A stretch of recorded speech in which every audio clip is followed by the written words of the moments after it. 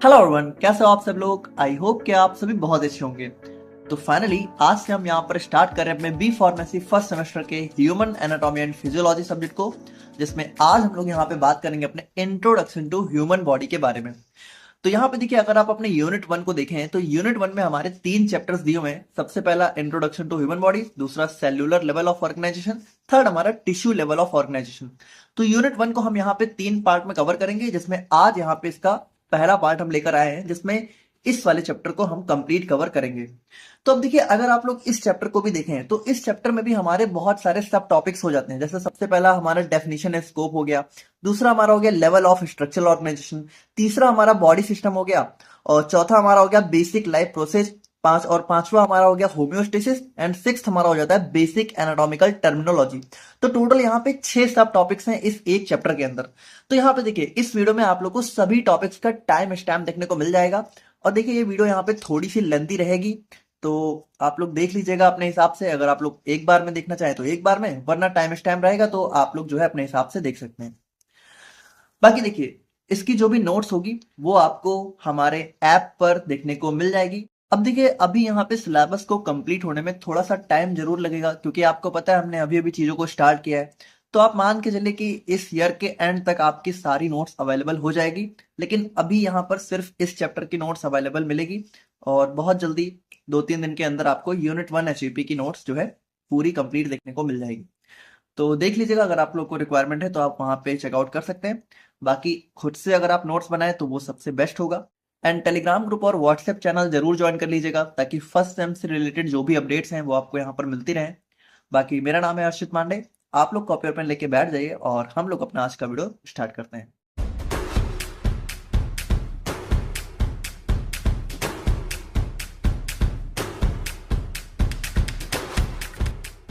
अब देखिए, बात करें हम लोग यहाँ पे अपने ह्यूमन एनाटॉमी एंड फिजियोलॉजी के बारे में।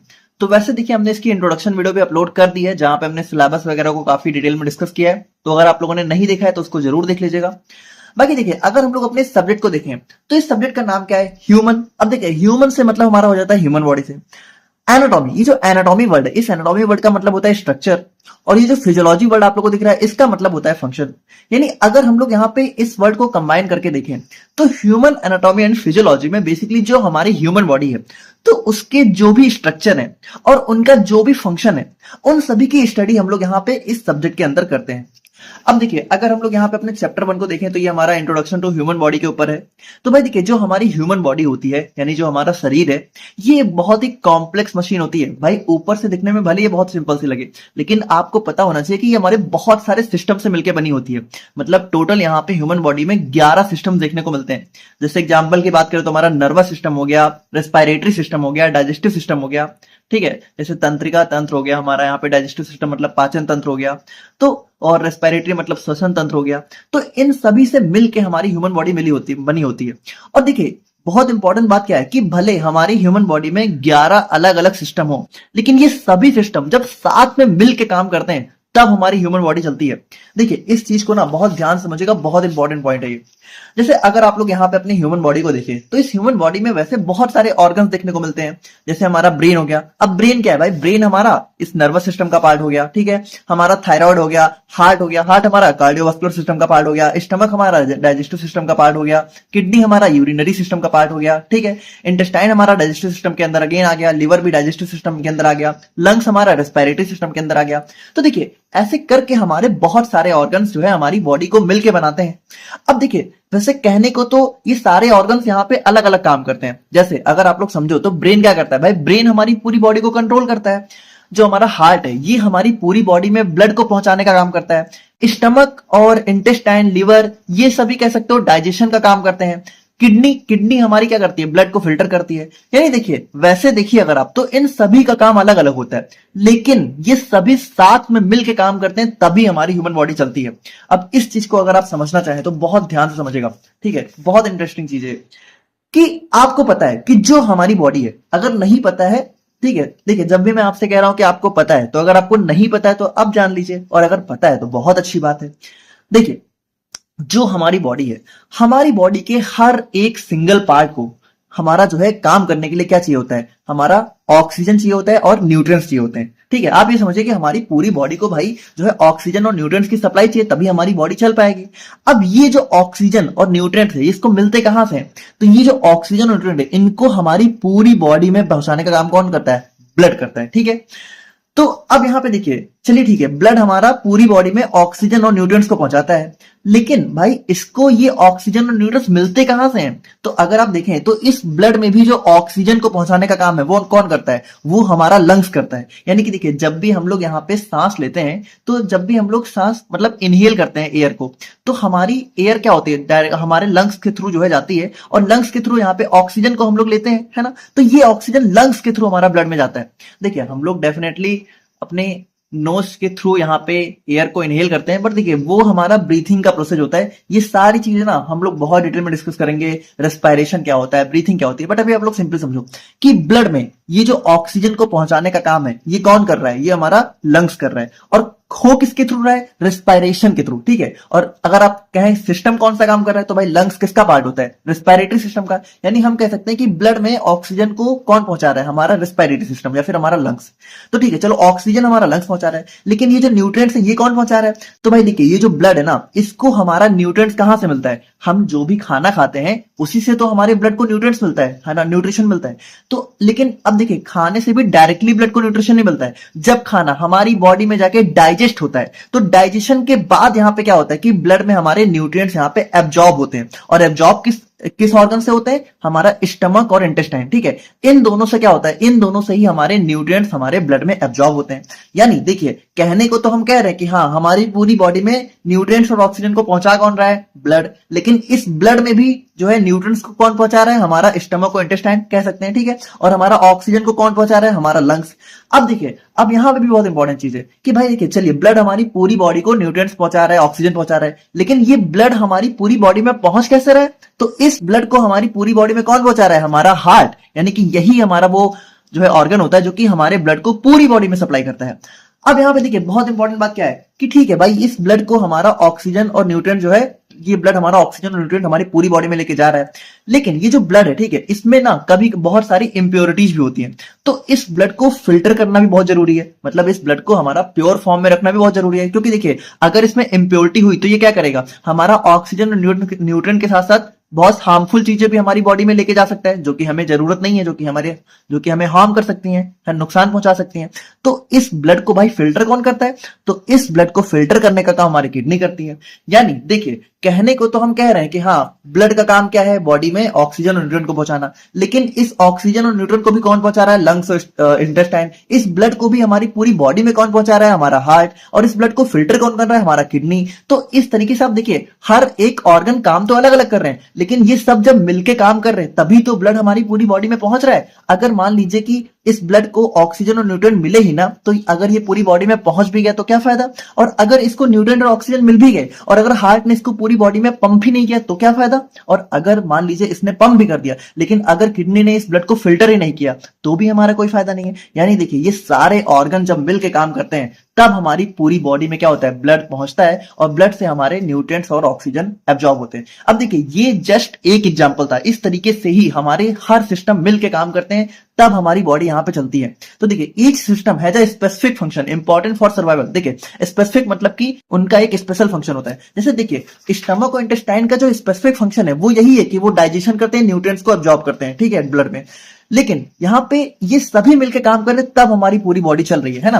है तो सबका स्पेसिफिक फंक्शन, लेकिन जब सभी मिलकर काम करते हैं तभी हमारी पूरी बॉडी चलती है। If one system fails other are also affected. तो भाई देखिए, अगर इनमें से कोई भी सिस्टम फेल हो गया या फिर कोई भी ऑर्गन ने अपना काम सही से नहीं किया तो क्या होगा? हमारी सारी चीजें और भी सारी चीजें फेल हो जाएंगी। जैसे मान लीजिए कि यहाँ पे मान लेते कि स्टमक और इंटेस्टाइन में कुछ प्रॉब्लम आ गई और ब्लड को न्यूट्रिएंट्स नहीं मिले। अब ये ब्लड पूरी बॉडी में जा तो रहा है, लेकिन हमारी पूरी बॉडी में कोई न्यूट्रिशन मिल ही नहीं रहा है, तो ओवरऑल क्या होगा? एट लास्ट में हमारी बॉडी इफेक्ट हो जाएगी। यानी कि देखिए, अगर एक भी सिस्टम फेल हुआ तो हमारी पूरी बॉडी यहां पे अफेक्ट हो जाएगी और फंक्शन नहीं कर पाएगी।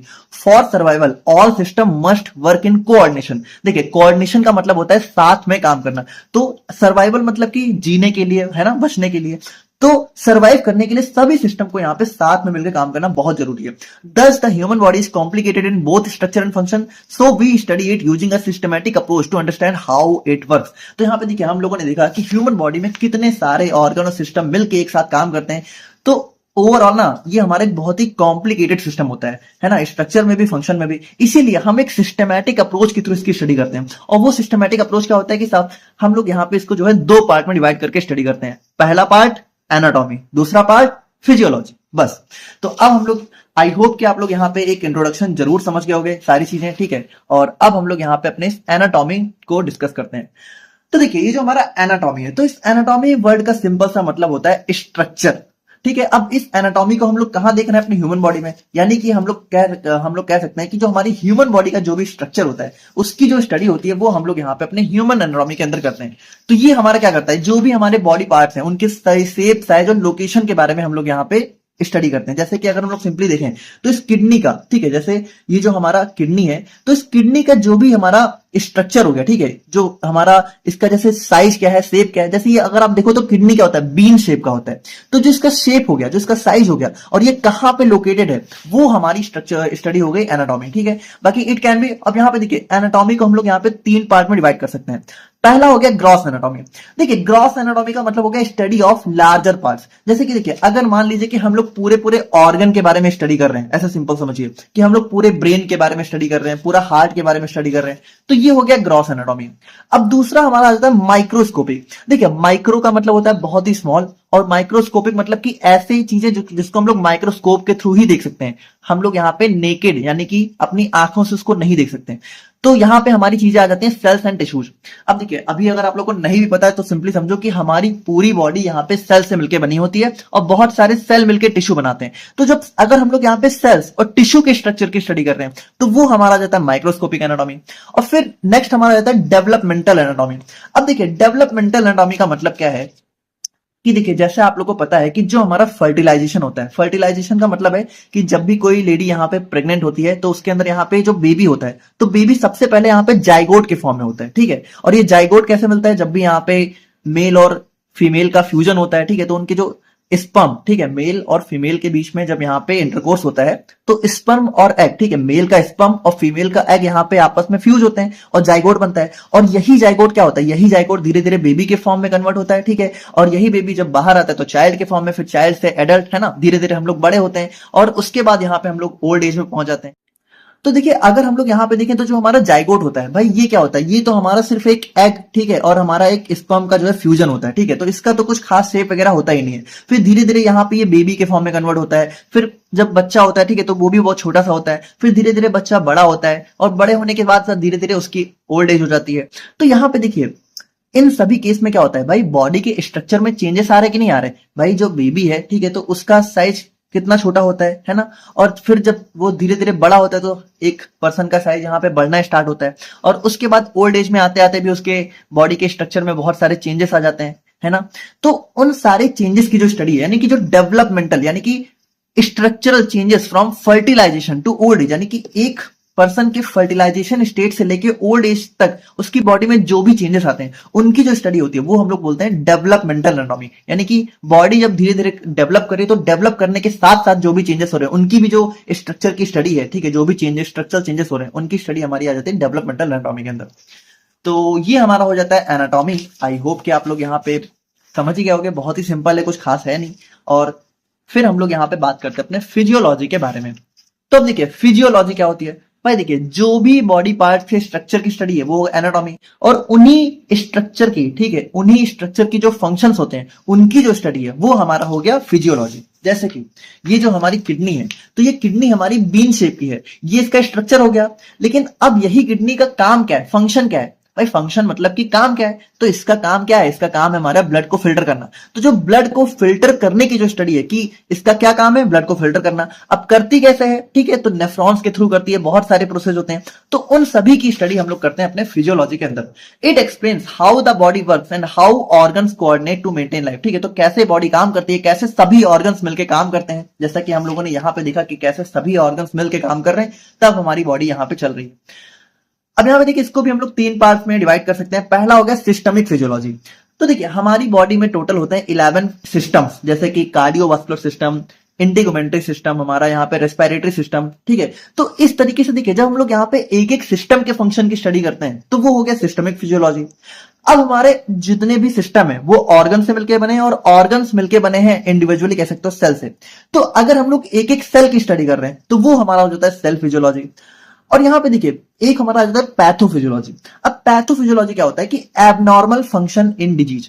अब देखिए इसको समझिए कि जैसे ह्यूमन बॉडी नॉर्मली क्या होता है, नॉर्मली अपना फंक्शन परफॉर्म कर रही है, लेकिन जब यहाँ पे कोई बीमारी होती है तो वो जो नॉर्मल फंक्शन है उसमें कुछ चेंजेस हो जाते हैं। भाई देखिए जब भी हमारी बॉडी के नॉर्मल फंक्शन में कुछ चेंज होता है तभी हमें कोई बीमारी होती है। जैसे कि अगर हम यहाँ पे एक बहुत ही फेमस और डेंजरस डिजीज कैंसर के बारे में बात करें तो देखिए अभी आप लोग समझिए कि नॉर्मली क्या होता है, नॉर्मली जो हमारी बॉडी की सेल है ना, ये एक सेल यहाँ पे क्या होता है जब डिवाइड होती है। अभी ये सारी चीजें हम लोग नेक्स्ट चैप्टर में देखेंगे, बट अभी आप लोग सिंपली समझो कि ह्यूमन बॉडी में एक सेल डिवाइड होती है तो दो सेल में कन्वर्ट हो जाती है, ये है नॉर्मल फंक्शन। लेकिन कैंसर में क्या होता है, कैंसर में यही सेल डिवाइड होके दो नहीं बल्कि बहुत सारी सेल्स में कन्वर्ट होना स्टार्ट हो जाती है, यानी कि अनस्टॉपेबल ग्रोथ यहां पे देखने को मिल जाती है हमारी सेल्स के अंदर। तो देखिए नॉर्मल फंक्शन क्या है कि सेल यहां पे डिवाइड होके एक सेल दो में कन्वर्ट हो रही है, नॉर्मल फंक्शन हो गया। और एबनॉर्मल फंक्शन क्या है कि भाई एक सेल यहां पे अब जो है अनलिमिटेडली डिवाइड होती जा रही है, ठीक है, मतलब कि कोई यहां पे फिक्स पैटर्न ही नहीं है। तो ये जो स्टडी हो गई ये हमारी हो जाती है पैथोफिजियोलॉजी। तो बस यही है हमारा फिजियोलॉजी। अब देखिए अब आप लोग बताइए कि आप लोग को कोई भी कंफ्यूजन है एनाटॉमी फिजियोलॉजी में, अगर है तो अभी भी आप लोग बताइए, बाकी नहीं है नहीं होना चाहिए तो बस समझ गए आप लोग, कुछ खास नहीं है। और अब हम लोग यहाँ पे फाइनली बात करें अपने scope of anatomy and physiology के बारे में। अब देखिए स्कोप का मतलब क्या है, स्कोप मतलब कि भाई इसका क्या काम है, फ्यूचर में ये किस काम में आएगा, है ना, इसका क्या स्कोप है, या फिर इसको हम लोग क्यों पढ़ रहे हैं, इससे हमें क्या फायदा है। तो देखिए सबसे पहली बात, it helps to understand structure and function of the human body. तो भाई सबसे इंपॉर्टेंटली यही है कि ये हमारी बॉडी के स्ट्रक्चर और फंक्शन को एक्सप्लेन करता है ना। स्ट्रक्चर हम लोग एनाटॉमी पढ़ते हैं, फंक्शन हम लोग फिजियोलॉजी में पढ़ते हैं। उसके बाद देखिए forms the foundation for medical, pharmacy, nursing and other health sciences. अब देखिए अब यहाँ पे चाहे मेडिकल का स्टूडेंट हो, चाहे फार्मेसी का हो, चाहे नर्सिंग का हो, किसी भी ब्रांच का स्टूडेंट हो, भाई अगर उसको ह्यूमन बॉडी के बारे में ही नहीं पता तो वो आगे की चीजें कैसे करेगा। भाई जैसे मेडिकल स्टूडेंट क्या करते हैं, सर्जरी वगैरह करते हैं। अब अगर कोई डॉक्टर यहाँ पे सर्जरी कर रहा है तो अगर जिस बॉडी पार्ट की वो सर्जरी कर रहा है उसके बारे में उसको नहीं पता होगा तो वो कैसे सर्जरी परफॉर्म करेगा। फार्मेसी स्टूडेंट क्या करते हैं, भाई दवाओं को डिस्पेंस करते हैं।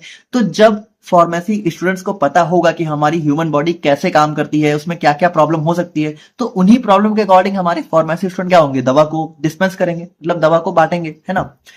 और नर्सिंग यानी कि नर्सिंग स्टूडेंट क्या करते हैं, भाई पेशेंट्स की देखभाल करते हैं, केयर करते हैं। तो इन सभी को भी यहाँ पे ह्यूमन एनाटॉमी एंड फिजियोलॉजी की नॉलेज होना तो बहुत जरूरी है, आप लोग समझ ही रहे हो। तो ये एक फाउंडेशन यानी कि बेस फॉर्म करता है सभी चीजों के लिए। और आगे भी जो भी सब्जेक्ट हम यहाँ पे पढ़ने वाले हैं उन सभी में हमारा यहाँ पे ह्यूमन बॉडी का बहुत बड़ा रोल होने वाला है। उसके बाद देखिए explains the relationship between organs and system. अब देखिए इस चीज को ना थोड़ा अगर आप लोग समझें तो एक सिस्टम क्या होता है, एक सिस्टम ऐसा होता है जिसके अंदर बहुत सारे ऑर्गन्स मिलके काम करते हैं। जैसे कि अगर हम लोग डाइजेस्टिव सिस्टम की बात करें, पाचन तंत्र की बात करें, तो एक डाइजेस्टिव सिस्टम में हमारे बहुत से ऑर्गन्स मिलके काम करते हैं। जैसे एग्जांपल के लिए स्टमक भी हमारा डाइजेस्टिव सिस्टम में आ गया, इंटेस्टाइन भी हमारा डाइजेस्टिव सिस्टम का पार्ट होता है, और लिवर भी हमारा डाइजेस्टिव सिस्टम का पार्ट होता है। अब देखिए इन तीनों का थोड़ा स्पेसिफिक फंक्शन है। जैसे स्टमक का मेन फंक्शन है HCl को बनाना, एसिड को बनाना, ठीक है। इंटेस्टाइन का मेन फंक्शन है वाटर को एब्जॉर्ब करना और न्यूट्रिएंट्स को एब्जॉर्ब करना, और लीवर का मेन काम है बाइल जूस को प्रोड्यूस करना। तो वैसे देखिए कर तो ये तीनों अलग अलग काम रहे। अब ये HCl क्या होता है, ये सब चीज हम लोग देखेंगे, ठीक है। अभी आप लोग इतना कंफ्यूज मत हो, अभी आप लोग सिंपली समझो कि ये तीनों का एक अलग अलग काम है। लेकिन ये तीनों जो काम है ना, ये तीनों काम हमारा एक ही करते हैं कि ये तीनों अलग अलग तरीके से डाइजेशन में ही अपना रोल प्ले करते हैं। तो देखिए वैसे ये तीनों अलग अलग, लेकिन कैसे यहाँ पे ये साथ में मिलके हमारा एक सिस्टम में एक ही तरह का काम कर रहे हैं, और वो काम क्या है, हमारा डाइजेशन, ठीक है। तो डाइजेस्टिव सिस्टम में सारे ऑर्गन्स मिलके डाइजेशन करेंगे, रेस्पिरेटरी सिस्टम में सारे ऑर्गन्स मिलके रेस्पिरेशन करेंगे, है ना। तो उसी तरीके से एक सिस्टम में जितने भी ऑर्गन्स होते हैं उन सभी का अलग अलग काम होते हुए भी वो एक स्पेसिफिक फंक्शन परफॉर्म करते हैं। तो उनकी जो रिलेशनशिप है उसको भी हम लोग यहाँ पे इसी के अंदर पढ़ते हैं। उसके बाद helps to know how the body maintains homeostasis. अब देखिए इसको आप लोग सिंपली समझिए, अभी इसको इसी चैप्टर में हम लोग यहाँ पे आगे देखने वाले हैं बहुत डिटेल में, बट आप लोग सिंपली समझिए होम्योस्टेसिस का मतलब होता है कि हमारी बॉडी के अंदर एक सेम नॉर्मल इन्वायरमेंट को मेंटेन करना। जैसे आपको पता है हमारी बॉडी का टेम्परेचर कितना होता है, 37 डिग्री सेल्सियस। तो इस 37 डिग्री सेल्सियस को मेंटेन करने की जो प्रोसेस होती है वो होती है होम्योस्टेसिस। तो वो कैसे होती है वो सारी चीजें भी हम लोग यहाँ पे देखते हैं, ठीक है, अभी हम लोग देखेंगे ही, होम्योस्टेसिस को बहुत डिटेल में देखेंगे। उसके बाद important to understand growth, development and ageing process, तो कैसे हमारी बॉडी में ग्रोथ होती है, ठीक है, कैसे वो डेवलप होती है, कैसे हमारी एज बढ़ती है, वो सारी चीजें भी हम लोग यहाँ पे देखते हैं। उसके बाद देखिए useful in diagnosis, treatment and prevention. तो भाई देखिए जब हमें अपने ह्यूमन बॉडी के बारे में बहुत अच्छे से नॉलेज होगी तो हमें पता होगा कि भाई वो कैसे फंक्शन करती है, उसको क्या क्या न्यूट्रिशन चाहिए होगा, है ना, तो वो सारी चीजें हमें पता होगी तो हम यहाँ पे क्या कर सकते हैं, अपनी हेल्थ प्रॉब्लम्स को अवॉइड कर सकते हैं, या फिर अगर कोई हो भी गई है तो उसको ट्रीट कर सकते हैं, उसको डायग्नोस कर सकते हैं। डायग्नोस मतलब पता लगाना। तो वो सारी चीजों में भी हमारा, हमें ह्यूमन बॉडी के बारे में बहुत अच्छी नॉलेज होना बहुत जरूरी है। उसके बाद help student and professional connect theory with practical health care application. तो यहाँ पे भी देखिए वही चीज हो जाती है कि थ्योरी में हम लोग क्या पढ़ेंगे, थ्योरी में हम लोग पढ़ेंगे कि हमारी ह्यूमन बॉडी होती कैसे है, वो काम कैसे करती है। और प्रैक्टिकल का मतलब क्या होगा, जैसे कोई मान लीजिए डॉक्टर है तो उसका प्रैक्टिकल क्या होगा कि वो पेशेंट को दवा देगा, सर्जरी करेगा। तो वो दवा कब देगा, वो सर्जरी कब करेगा, जब उसको ह्यूमन बॉडी के बारे में अच्छे से पता होगा, है ना। तो यहाँ पे वही चीज है कि थ्योरी को प्रैक्टिकल हेल्थ केयर एप्लीकेशन से कनेक्ट करने में भी हमारा ये सब्जेक्ट बहुत मेजर रोल प्ले करता है। तो देखिए यहाँ पे हम लोगों ने जो है अपने इसके इंट्रोडक्शन और डेफिनेशन पार्ट को बहुत अच्छे से कवर कर लिया है। तो यहाँ पे एक चैप्टर हमारा, एक टॉपिक हमारा खत्म होता है और अब हम लोग बात करते हैं अपने नेक्स्ट टॉपिक के बारे में, जो कि हमारा हो जाता है लेवल्स ऑफ स्ट्रक्चरल ऑर्गेनाइजेशन। तो बात करें हम लोग यहाँ पे अपने लेवल ऑफ स्ट्रक्चरल ऑर्गेनाइजेशन के बारे में। तो देखिए अगर हम लोग इस टॉपिक को नाम से ही देखें तो चूंकि हम लोग यहाँ पे ह्यूमन एनाटॉमी एंड फिजियोलॉजी पढ़ रहे हैं तो यहाँ पे ऑर्गेनाइजेशन का मतलब हो जाता है हमारी ह्यूमन बॉडी से। अब स्ट्रक्चरल का मतलब हमारी ह्यूमन बॉडी के स्ट्रक्चर से, और लेवल का मतलब क्या हो गया, देखिए लेवल का मतलब कि कौन कौन से लेवल होते हैं हमारी ह्यूमन बॉडी की स्ट्रक्चर में, कौन कौन से लेवल होते हैं। तो यहाँ पे देखिए, यहाँ पे समझिए एक छोटे से लेके बड़े लेवल तक की बात करी जाने वाली है। अब इसको बहुत ही बेस्ट एक एग्जांपल से अगर आप लोग समझो तो देखिए जो हमारा घर होता है, जैसे देखिए यहाँ पे हम लोग एचएपी में ऑर्गेनाइजेशन का मतलब ह्यूमन बॉडी हो गया, लेकिन वैसे नॉर्मली अगर आप लोग देखो तो ऑर्गेनाइजेशन का मतलब किसी संस्था से, किसी जगह से। तो यहाँ पे देखिए अगर मान लीजिए नॉर्मली हम लोग देखें तो जो हमारा घर है, ठीक है, जो भी हमारा घर होता है वो भी हमारे टाइप का ऑर्गेनाइजेशन हो गया। तो भाई देखिए एक जो हमारा घर है, तो चलिए नॉर्मली हम लोग बोल देते हैं कि हाँ ये एक घर होता है, लेकिन एक घर बेसिकली हम लोग कब बोलते हैं, जब एक घर में कम से कम 2-3 कमरे हो तब जाके उसको हम लोग यहाँ पे होम का नाम देते हैं, घर का नाम देते हैं। यानी बेसिकली हम लोग कह सकते हैं कि एक जो रूम घर होता है, ठीक है, वो बहुत सारे कम से कम 2 या 2 से ज्यादा रूम से मिलकर बना होता है। अब ये जो रूम होता है, ठीक है, ये जो कमरा होता है, तो कहने को हम लोग कमरा बोल रहे हैं, लेकिन कमरा भी किससे मिलके बना है भाई, जब 4 दीवारें खड़ी होती हैं तब जाके एक कमरा बनता है। 4 दीवारी और एक छत मिला के एक कमरा बनता है। यानी कि हम लोग कह सकते हैं कि जो हमारा रूम्स है वो भी हमारा बेसिकली कह सकते हो वॉल से मिलके बना है, ठीक है। तो बहुत सारी दीवार मिलके एक कमरा बनाती है। अब देखो कहने को तो हम लोग बोल रहे हैं कि हाँ चलो एक दीवार खड़ी है, लेकिन ये जो एक दीवार भी होती है ये किससे मिलके बनी होती है भाई, बेसिकली ईंटों से ही तो मिलके बनी होती है। यानी बहुत सारे ईंटें मिलके हमारी एक वॉल बनाते हैं, एक दीवार बनाते हैं। अब देखिए अब अगर आपको पता हो तो ये ईंटें भी किससे मिलके बनते हैं भाई, ये ईंटें भी तो हमारी मिट्टी से मिलके बने होते हैं। इस मिट्टी को ईंटे का शेप देके पकाया जाता है तब जाके हमारे ईंटें ब्रिक्स तैयार होते हैं। यानी कहने को तो हम कह रहे हैं कि हाँ हमारा एक घर है, लेकिन घर इवेंचुअली किससे किससे मिलके बना है, यानी कि सबसे बेसिक यूनिट घर की क्या है, हमारा मिट्टी, है ना। कह सकते हैं हर चीज मिट्टी की बनी है, तो ये घर भी हमारा मिट्टी से मिलके बना है। तो यहाँ पे देखिए इस तरीके से हम लोगों ने देखा कि कैसे यहाँ पे मिट्टी मिलके ब्रिक्स यानी कि ईंटें बनाते हैं, ब्रिक्स मिलके वॉल्स बनाते हैं, वॉल्स मिलके रूम बनाते हैं, और रूम बहुत सारे मिलके हमारा एक घर बनाते हैं। तो बिल्कुल बिल्कुल उसी तरीके से जो हमारी ह्यूमन बॉडी है ना, तो ह्यूमन बॉडी बेसिकली यहाँ पे किससे मिलकर बनी होती है, हमारी बॉडी में लगभग 11 सिस्टम देखने को मिलते हैं, ठीक है। तो ये 11 सिस्टम मिलके हमारी ह्यूमन बॉडी बनाते हैं। अब ये जो 11 सिस्टम है तो हर एक सिस्टम भी बहुत सारे ऑर्गन से मिलकर बना होता है, ठीक है। तो ये सिस्टम्स किससे मिलकर बने हैं, हमारे ऑर्गन से। अब ये जो एक ऑर्गन है ना, तो ये एक ऑर्गन चाहे कोई भी ऑर्गन हो हमारी बॉडी का, चाहे हमारा लिवर हो, चाहे हमारा स्टमक हो, चाहे हमारा हार्ट हो, ये सभी किसी ना किसी टाइप के टिश्यू से मिलकर बने हैं। और अब अगर हम लोग यहाँ पे देखें तो ये जो टिश्यू भी है, तो ये टिश्यू भी ना, ये टिश्यू भी हमारे यहाँ पे सेल्स से मिलकर बनी होती है। और ये जो सेल्स भी हैं तो ये सेल्स भी किससे मिलकर बनी होती है, हमारे एटम्स और मॉलिक्यूल्स से। यानी हम लोग कह सकते हैं कि जो हमारी ह्यूमन बॉडी का सबसे स्मॉलेस्ट लेवल क्या हो गया, हमारा एटम्स और मॉलिक्यूल्स, और सबसे हाईएस्ट लेवल हमारी जो ह्यूमन बॉडी होगी, है ना। तो बिल्कुल इसी के बारे में हमें यहाँ पे लेवल ऑफ स्ट्रक्चरल ऑर्गेनाइजेशन में पढ़ना है। The organisation of the body is often discussed in terms of 6 distinct level of complexity from the smallest chemical building blocks. यानी कि स्मॉलेस्ट लेवल क्या होगा, केमिकल बिल्डिंग ब्लॉक्स, यानी कि जो हमारे केमिकल्स यानी एटम्स और मॉलिक्यूल्स हैं ये हमारे बिल्डिंग ब्लॉक हैं। बिल्डिंग ब्लॉक मतलब कि यही मिलके हमारी कह सकते हो इवेंचुअली हमारी ह्यूमन बॉडी को बनाएंगे। यानी हम लोग कह सकते हैं कि भाई देखो हमारे इस यूनिवर्स में जितने भी मैटर हैं वो सभी एटम्स और मॉलिक्यूल से ही तो मिलके बने हैं। तो ह्यूमन बॉडी भी हमारा एक मैटर है, तो ये भी हमारा एटम्स और मॉलिक्यूल से ही मिलके बने हैं। To a unique human organism, ठीक है। तो कैसे यहाँ पे एटम्स और मॉलिक्यूल्स मिलके धीरे धीरे हमारे एक यूनिक ह्यूमन बॉडी को बनाते हैं। तो इन सभी में हमारे जो भी लेवल्स हैं उन्हीं की स्टडी हम लोग यहाँ पे लेवल ऑफ स्ट्रक्चरल ऑर्गेनाइजेशन में करते हैं। आई होप कि आप लोग को समझ में आ गया, बहुत ही सिंपल है। तो देखिए, सबसे पहला केमिकल लेवल, फिर सेल्यूलर लेवल जिसमें हम लोग सेल के बारे में बात करेंगे, टिश्यू लेवल जिसमें टिश्यू, ठीक है, ऑर्गन जिसमें ऑर्गन्स के बारे में, सिस्टम तो सिस्टम्स के बारे में, और उसके बाद ऑर्गेनिज्म लेवल जिसमें हम लोग ह्यूमन बॉडी को देखते हैं। तो बस यही है। अब केमिकल लेवल को अगर हम लोग देखें तो केमिकल लेवल का मतलब क्या आ गया, it is the most basic level, यानी कि हमारा सबसे स्मॉलेस्ट लेवल होता है और इसके अंदर हमारे जो भी एटम्स और मॉलिक्यूल्स हैं वो हमें देखने को मिलते हैं। जैसे कि देखिए, जो भी सेल होती है ना, तो सेल मिलके बनी होती है प्रोटीन्स कार्बोहाइड्रेट से, और ये जो प्रोटीन और कार्बोहाइड्रेट्स हैं ये मिलके बने होते हैं कार्बन हाइड्रोजन ऑक्सीजन से। यानी कि हम लोग ये भी कह सकते हैं कि केमिकल लेवल भी दो सब लेवल में डिवाइडेड है। सबसे पहला मॉलिक्यूलर लेवल, फिर उसके बाद हमारा एटॉमिक लेवल। तो एटॉमिक लेवल वैसे देखा जाए तो सबसे स्मॉलेस्ट लेवल है, बट हम लोग यहाँ पे इसको दोनों को मिलाकर केमिकल लेवल बोल देते हैं, ठीक है। कोई कंफ्यूजन नहीं है ना, सिंपल है। फिर नेक्स्ट हमारे इसके अंदर आ जाता है सेल्यूलर लेवल। तो अब यहाँ पे देखिए, अब यहाँ पे हमारी सेल्स आ जाती हैं। अब देखिए, इस सेल्यूलर लेवल को अगर आप लोगों को पता हो तो हमें जो है अपने यूनिट 1 के नेक्स्ट चैप्टर में बहुत डिटेल में देखना है, तो यहाँ पे सारी बातें करेंगे इसके बारे में। बाकी इतना समझिए कि सेल, ठीक है, तो सेल वैसे आपने इतना जरूर सुन रखा हो, कोशिका, कोशिका, ठीक है। तो ये जो सेल होती है हमारी क्या होती है, basic structural and functional unit of life.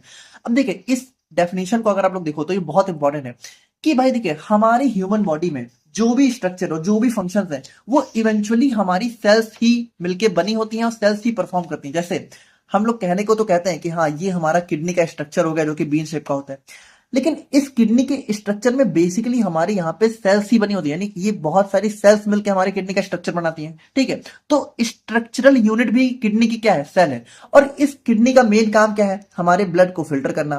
तो देखिए, कहने को तो हम कह रहे हैं कि हाँ, हमारी किडनी ब्लड को फिल्टर कर रही है, लेकिन किडनी के अंदर भी जो एक्चुअल में फिल्ट्रेशन का काम है वो कौन कर रही है, हमारी किडनी की सेल्स ही कर रही है। यानी चाहे किडनी का फंक्शन कौन परफॉर्म कर रहा है, हमारा सेल्स परफॉर्म कर रही है। किडनी का स्ट्रक्चर भी कौन बना रहा है, हमारा सेल्स बना रही है। तो ये हमारी structural and functional unit of life होती हैं। अब हमें बहुत सारी सेल्स देखने को मिलती हैं, जैसे muscle cells, nerve cells, blood cells, ठीक है, जो कि डिफरेंट डिफरेंट फंक्शंस परफॉर्म करती हैं। तो इन सभी के बारे में हम लोग यहाँ पे डिटेल में देखेंगे आने वाले चैप्टर्स में। और उसके बाद नेक्स्ट हमारा आ जाता है टिश्यू लेवल। तो अब देखिए, अब जब यहाँ पे बहुत सारी सिमिलर सेल्स मिलके यहाँ पे कंबाइन करती हैं तो वो हमारी यहाँ पे टिश्यू बनाती हैं। अब देखिए, इस टिश्यू लेवल को भी हमें यहाँ पे अपने इसी चैप्टर में जो है, इसी यूनिट 1 में थर्ड चैप्टर में बहुत डिटेल में देखना है। बाकी अगर आप लोग यहाँ पे सिंपली समझो तो टिश्यू में क्या होता है कि जैसे, अब देखिए ना, सेल्स ना बहुत अलग अलग टाइप की होती हैं। जैसे मान लीजिए एक सेल हमारी हो सकता है कुछ इस टाइप की हो, है ना, मतलब ये 3 सेल हो गई, और एक सेल हो सकता है हमारी कुछ इस टाइप के साइज एंड शेप की हो, और एक सेल हो सकता है हमारी कुछ ऐसी दिखे। तो अब यहाँ पे देखिए, जो टिश्यू है वो क्या होता है, जब बहुत सारी सेल्स कंबाइन होती है तो टिश्यू बनाती है। लेकिन टिश्यू में एक स्पेसिफिक कंडीशन क्या होती है कि सिमिलर सेल्स होनी चाहिए, यानी कि उनका स्ट्रक्चर भी सिमिलर होना चाहिए, उनका फंक्शन भी सिमिलर होना चाहिए। यानी जब सिमिलर टाइप की जब सेल मिलती हैं तब जाके वो टिश्यू बनाती हैं, ठीक है। अब इसके बारे में बहुत डिटेल में टिश्यू में देखेंगे। बाकी हमारे 4 टाइप के टिश्यू हमारी बॉडी में देखने को मिलते हैं, epithelial tissue, connective tissue, muscle tissue और हमारा नर्वस टिश्यू। तो इन सभी को हम लोग यहाँ पे अपने टिश्यू लेवल ऑफ ऑर्गेनाइजेशन में डिटेल में देखेंगे। अब उसके बाद नेक्स्ट हमारा आता है ऑर्गन लेवल। अब देखिए भाई, ऑर्गन लेवल में हमारा क्या आता है, जो भी हमारे ऑर्गन्स, हमारा हार्ट, स्टमक, किडनी, लंग्स, ये सारे हमारे ऑर्गन्स ही तो हैं। तो यहाँ पे और अब देखिए, ये जो ऑर्गन्स है ये क्या होते हैं, ये हमारे 2 या 2 से ज्यादा टिश्यू से मिलकर बने होते हैं, ठीक है। जब 2 या 2 से ज्यादा टिश्यू जो कि साथ में मिलके एक स्पेसिफिक फंक्शन परफॉर्म करते हैं, जैसे स्टमक में इवेंचुअली इसका मेन काम क्या है, हमारा एसिड को बनाना, ठीक है। तो इसके बारे में डिटेल में बाकी देखेंगे, बट अभी आप लोग इतना समझो कि एसिड बनाता है। तो एसिड बनाने के लिए स्टमक में बहुत सारे टिश्यू मिलकर काम करते हैं, ठीक है। तो जब बहुत सारे टिश्यू जो है एक साथ मिलकर कोई स्पेसिफिक फंक्शन परफॉर्म करते हैं तो वो हमारा एक ऑर्गन बनाते हैं। तो each organ has a specific structure and function, जैसे कि हमारा हार्ट, लंग, स्टमक, किडनी, इन सभी का अलग अलग फंक्शन हमें देखने को मिलता है। स्पेसिफिक मतलब सभी का एक स्पेशल फंक्शन होता है, ठीक है। जैसे हार्ट का स्पेसिफिक फंक्शन क्या है, ब्लड पंप करना।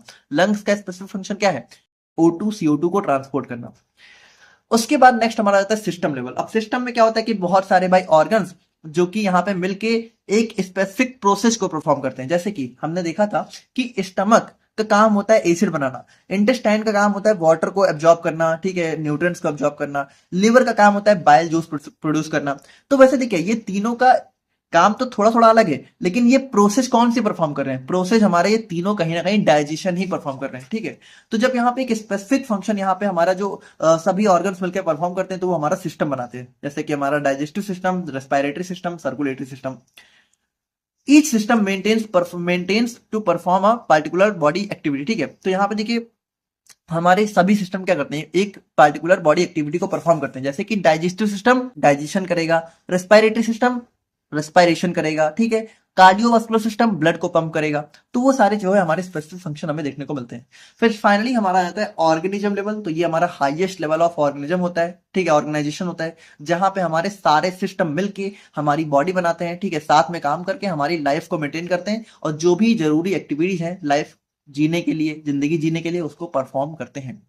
तो ये हो जाता है हमारे यहाँ पे level of structural organisation. I hope कि आप लोग समझ गए होंगे, उतना कुछ खास नहीं था।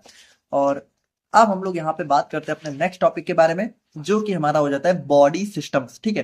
तो यहाँ पे देखिए हमारी बॉडी में जितने भी सिस्टम्स हमें देखने को मिलते हैं उन सभी के बारे में हम लोग यहाँ पे थोड़ा सा एक ब्रीफ मतलब शॉर्ट इंट्रोडक्शन लेंगे, देखिए, क्योंकि देखिए अभी यहाँ पे हम लोग बहुत डिटेल में तो देख नहीं सकते हैं, एक शॉर्ट इंट्रोडक्शन ले लेंगे कि सारे बॉडी के जो 11 सिस्टम्स है वो क्या क्या काम करते हैं, उसके अंदर कौन कौन से ऑर्गन्स होते हैं। बाकी इन सभी के बारे में डिटेल में हमें अपने पूरी एचएपी की जर्नी में ही पढ़ना है।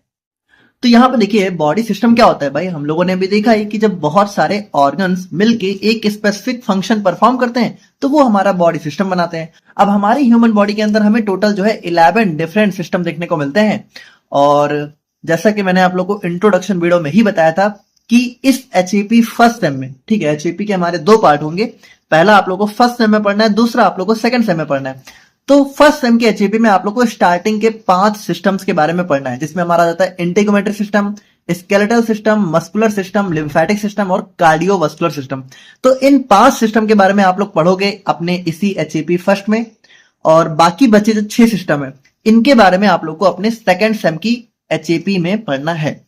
तो अभी देखिए अभी के लिए हम लोग यहाँ पे इन सभी का एक छोटा छोटा इंट्रोडक्शन ले लेंगे कि इनका फंक्शन क्या होता है, इनके अंदर कौन कौन से ऑर्गन्स हमें देखने को मिलते हैं।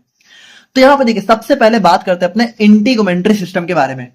तो इंटीग्यूमेंट्री सिस्टम के अंदर जो हमारे ऑर्गन्स हमें मेनली देखने को मिलते हैं वो हमारा जाता है स्किन, हेयर, नेल्स और हमारी कुछ ग्लैंड्स हमें देखने को मिलती हैं। अब इंटीग्यूमेंट्री सिस्टम हमारी यूनिट 2 का टॉपिक होने वाला है। यूनिट 2 में हम इसके बारे में बहुत डिटेल में देखेंगे। बाकी इसका देखिए जिसका मेजर फंक्शन है, तो मेजर फंक्शन क्या होता है भाई, स्किन, भाई जो हमारी त्वचा है ऊपर की वो क्या करती है, हमारी पूरी बॉडी को एक लेयर बनाती है ना, हमारे बाहर के एनवायरनमेंट से हमें प्रोटेक्ट करती है। टेम्परेचर को यही स्किन ही तो मेंटेन करती है। और वाटर लॉस, तो हमारी बॉडी के अंदर आपको पता है 70% वाटर होता है, और इस 70% वाटर को हमारी बॉडी से बाहर लॉस होने में कौन बचा रहा है, हमारी स्किन ही तो बचा रही है। ये स्किन ही तो हमारी बॉडी वाटर को होल्ड करती है। तो बस वही है कि हमारे इंटीग्यूमेंट्री सिस्टम में हमारी स्किन मेनली देखने को मिलती है। फिर दूसरा हमारा आता है स्केलेटल सिस्टम। अब स्केलेटल सिस्टम के अंदर हमारा क्या आ जाता है, जो भी हमारी जितनी भी हमारी बॉडी में बोन्स हैं, हड्डियां हैं, जॉइंट्स हैं, ये जो बोन्स आपस में जुड़े होते हैं, 2 बोन्स वो जॉइंट से जुड़े होते हैं। और कार्टिलेज, तो देखिए कार्टिलेज भी हमारा जो है बोन्स के अंदर देखने को मिलता है, ठीक है, मतलब जॉइंट्स में। तो इन सभी को हम लोग यहाँ पे देखेंगे अपने स्केलेटल सिस्टम में, जो कि हमारे यूनिट 2 का टॉपिक होने वाला है। अब देखिए अगर हम लोग यहाँ पे फंक्शंस की बात करें तो भाई जो हमारी पूरी बॉडी का स्ट्रक्चर है वो इन्हीं बोन्स पे तो टिका हुआ है, तो ये हमारी बॉडी को सपोर्ट करते हैं। हमारे ऑर्गन्स जो है वो इन्हीं बोन्स के अंदर जो है प्रोटेक्ट रहते हैं। और उसके बाद यहाँ पे देखिए जब भी हम लोग चलते हैं तो भाई हमारी पैरों की हड्डियां हो गई, हमारे हाथ हो गए, ये सारे ही तो हमारे मूवमेंट में हेल्प करते हैं। और उसके बाद स्टोर्स मिनरल, तो यहाँ पे देखिए आप लोग को पता है कि हमारे बोन्स में कैल्शियम देखने को मिलता है, तो कैल्शियम को स्टोर करने का, इसके अलावा भी बहुत सारे मिनरल्स होते हैं, उन सभी को स्टोर करने में भी हमारा बोन जो है एक मेजर रोल प्ले करता है। उसके बाद नेक्स्ट हमारा आता है मस्कुलर सिस्टम। तो यहाँ पे देखिए जो भी हमारी मसल्स होती हैं, जो भी हमारी बोन्स के ऊपर जो हमारी मसल्स देखने को मिलती हैं वो हमारा मस्कुलर सिस्टम के अंदर आ जाता है। तो अब देखिए मसल्स हमारी 3 टाइप की हमें देखने को मिलती हैं। स्केलेटल मसल्स, यानी जो हमारे स्केलेटल सिस्टम के ऊपर जो मसल्स होती हैं वो हमारी स्केलेटल मसल्स हो गई, स्मूथ मसल्स हो गई, और जो हमारी हार्ट के अंदर जो मसल्स देखने को मिलते हैं हमारी कार्डियक मसल्स हो गई। तो इन सभी के बारे में भी हम लोग यहाँ पे अपनी यूनिट 2 में डिस्कस करेंगे बहुत डिटेल में। और बाकी इसके फंक्शंस की बात करें तो हमारा मूवमेंट, पोस्चर, हीट प्रोडक्शन, इन सब में हमारा यहाँ पे मस्कुलर सिस्टम का रोल देखने को मिलता है। अब अगर हम लोग यहाँ पे बात करें अपने नर्वस सिस्टम के बारे में, तो नर्वस सिस्टम के अंदर हमारा ब्रेन, स्पाइनल कॉर्ड और नर्व्स आ जाती है। अब देखिए ब्रेन हमारा क्या होता है भाई, ब्रेन जो हमारी पूरी बॉडी को कंट्रोल कर रहा है, और हमारा जो स्पाइनल कॉर्ड है, ठीक है, तो ब्रेन जैसे हमारा ये जो ब्रेन होता है, ठीक है, ये जो ब्रेन होता है, तो इसी ब्रेन से हमारी एक एक्सटेंशन ऐसे निकली होती है, तो इसको हम लोग बोलते हैं स्पाइनल कॉर्ड। अब देखिए जो ब्रेन और स्पाइनल कॉर्ड है, इन दोनों को हम लोग अपने एचएपी सेकंड सेम में बहुत डिटेल में पढ़ेंगे। बाकी देखिए ये जो नर्व्स होते हैं, नर्व्स क्या होता है, तो देखिए ये जो ब्रेन है और ये जो स्पाइनल कॉर्ड है, इनसे हमारी कुछ ऐसे नर्व्स निकली होती है, और देखिए इन्हीं नर्व्स के थ्रू क्या होता है भाई, ब्रेन हमारी पूरी बॉडी को कंट्रोल करता है, लेकिन करता कैसे है, तो ये करता इन्हीं नर्व्स के थ्रू है। तो कैसे क्या होता है वो सभी चीजें हम लोग देखेंगे। बाकी देखिए ये जो नर्व्स वाला टॉपिक है ना, सिर्फ नर्व्स का जो टॉपिक है ये आप लोग को इसी फर्स्ट सेम में पढ़ना है, यानी फोर्थ यूनिट में हम लोग पेरिफेरल नर्वस सिस्टम में इन नर्व्स के बारे में पढ़ेंगे। उसके बाद देखिए इसका फंक्शन क्या होता है भाई, पूरी बॉडी की एक्टिविटी को कंट्रोल करना, सिग्नल को सेंड करना, रिसीव करना, और जो भी एक्शन हम लोग परफॉर्म करते हैं उसको कोऑर्डिनेट करना, ये सारी चीजें हमारा नर्वस सिस्टम ही करता है। उसके बाद हमारा आता है एंडोक्राइन सिस्टम। तो यहां पे देखिए जो भी हमारी बॉडी के अंदर हार्मोन्स होते हैं, ठीक है, तो हार्मोन्स को प्रोड्यूस करने वाला जो सिस्टम होता है वो हमारा होता है एंडोक्राइन सिस्टम। अब इसके अंदर हमारी कुछ ग्लैंड देखने को मिलती हैं, जैसे कि पिट्यूटरी ग्लैंड, ठीक है, thyroid gland, adrenal gland, pancreas. Insulin hormone का नाम सुना है आपने, थायराइड हार्मोन का नाम सुना होगा, ये सारे हमारे एंडोक्राइन सिस्टम के अंदर आ जाते हैं। इंसुलिन हार्मोन हमारा पैनक्रियाज प्रोड्यूस करता है, इंसुलिन जो कि हमारे ब्लड शुगर लेवल को मैनेज करता है, डायबिटीज में आपने सुना होगा, ठीक है, तो वो सारी चीजें हमारी एंडोक्राइन सिस्टम के अंदर आ जाती हैं। तो इसका मेन फंक्शन है हमारा हार्मोन को प्रोड्यूस करना। और देखिए यही हार्मोन्स हमारी ग्रोथ को भी रेगुलेट करते हैं, जैसे कि जो हमारे थायराइड हार्मोन्स होते हैं वो ग्रोथ में बहुत ही मेजर रोल प्ले करते हैं। मेटाबॉलिज्म, रिप्रोडक्शन की बात करें तो टेस्टोस्टेरोन हमारा, और प्रोजेस्टेरोन फीमेल्स में हो गया, एस्ट्रोजन हो गया, तो ये सारे हमारे रिप्रोडक्शन में रोल प्ले करते हैं। तो ये हमारा एंडोक्राइन सिस्टम का फंक्शन हो जाता है। उसके बाद कार्डियोवास्कुलर सिस्टम। तो कार्डियोवास्कुलर सिस्टम के अंदर हमारा हार्ट आ जाता है, ब्लड आ जाती है और ब्लड वेसल्स आ जाती हैं। तो भाई देखिए हार्ट का मेन फंक्शन क्या होता है, ब्लड को पंप करना, ऑक्सीजन को ट्रांसपोर्ट करना, ठीक है, न्यूट्रिएंट्स, हार्मोन्स और रिमूव वेस्टेज, ठीक है। तो देखिए ये सारा काम हमारा ब्लड के थ्रू ही होता है, यानी ब्लड हमारा ऑक्सीजन को लेके जाता है, न्यूट्रिएंट्स को लेके जाता है, हार्मोन्स को भी लेके जाता है, और वेस्ट को भी हमारा ब्लड ही रिमूव करता है, ठीक है। ब्लड में हमारे वेस्ट होते हैं जो कि किडनी के थ्रू फिल्टर होकर रिमूव हो जाते हैं। उसके बाद सेवंथ हमारा आता है लिम्फेटिक सिस्टम या फिर इम्यून सिस्टम। तो अब इसके अंदर हम देखिए, अब ये हमारा थोड़ा सा नया आप लोग को दिख रहा होगा, हो सकता है आपने इसका ज्यादा इसके बारे में आप लोग को नॉलेज ना हो, बट इसको भी आप लोग को इसी फर्स्ट सेम में जो है पढ़ना है, और थर्ड यूनिट में हम यहाँ पे इसको काफी डिटेल में अच्छे से देखेंगे।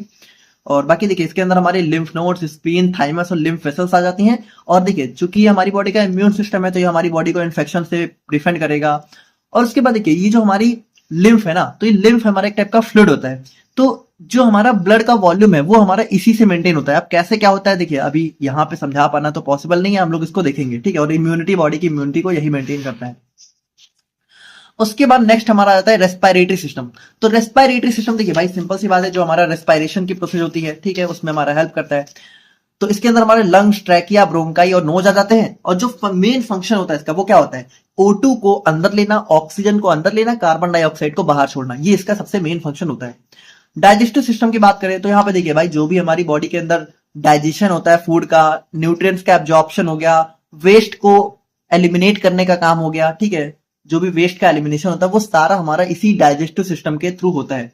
तो इसके अंदर हमारा mouth, oesophagus, stomach, intestine, liver, pancreas और भी बहुत सारे ऑर्गन्स हमें इसके अंदर देखने को मिलते हैं। अब अगर हम लोग यहाँ पे देखिए इन सभी को बहुत डिटेल में हम लोग देखेंगे जब इनके बारे में हम लोग पढ़ेंगे। डाइजेस्टिव सिस्टम को आप लोग को सेकंड सेम में पढ़ना है। यूरिनरी सिस्टम की बात करें तो इसके अंदर हमारे किडनी, यूरेटर, ब्लैडर और यूरेथ्रा आ जाती हैं। और फंक्शंस की बात करें तो यहाँ पे देखिए इसका मेन फंक्शन होता है ब्लड को फिल्टर करना, ब्लड से जो भी वेस्ट है उसको रिमूव करना, और फ्लूइड और इलेक्ट्रोलाइट बैलेंस को मेंटेन करना। तो ये क्या है, फ्लूइड क्या है, इलेक्ट्रोलाइट क्या है, मुझे पता है आप लोग को नहीं समझ में आ रहा होगा, सब समझ में आ जाएगा, बस थोड़ा पेशेंस रखिए, अभी आप लोग बस याद कर लीजिएगा, ठीक है। रिप्रोडक्टिव सिस्टम, तो भाई देखिए रिप्रोडक्शन यानी कि अपने जैसे नए जीव को प्रोड्यूस करना। तो रिप्रोडक्शन हमारा जो है लिविंग बीइंग की सबसे मेजर एक साइन है या फिर प्रोसेस है जो कि सभी लिविंग बीइंग्स में हमें देखने को मिलती है। तो मेल की, अब देखिए रिप्रोडक्टिव सिस्टम में बात करें तो मेल और फीमेल्स में हमें अलग अलग टाइप का रिप्रोडक्टिव सिस्टम देखने को मिलता है, जहां पे मेल्स और जो कि मेल और फीमेल को डिफरेंशिएट भी यही करता है। अब मेल्स में हम लोग बात करें तो मेल में हमें जो है रिप्रोडक्टिव सिस्टम में क्या क्या देखने को मिलता है, टेस्टिस, पेनिस, ग्लैंड्स और डक्ट्स, ये हमें मेल्स में देखने को मिलते हैं। फीमेल्स में हमें देखने को मिलता है ओवेरीज, यूट्रस, वजाइना और मैमरी ग्लैंड्स, ये हमें फीमेल्स में देखने को मिलते हैं।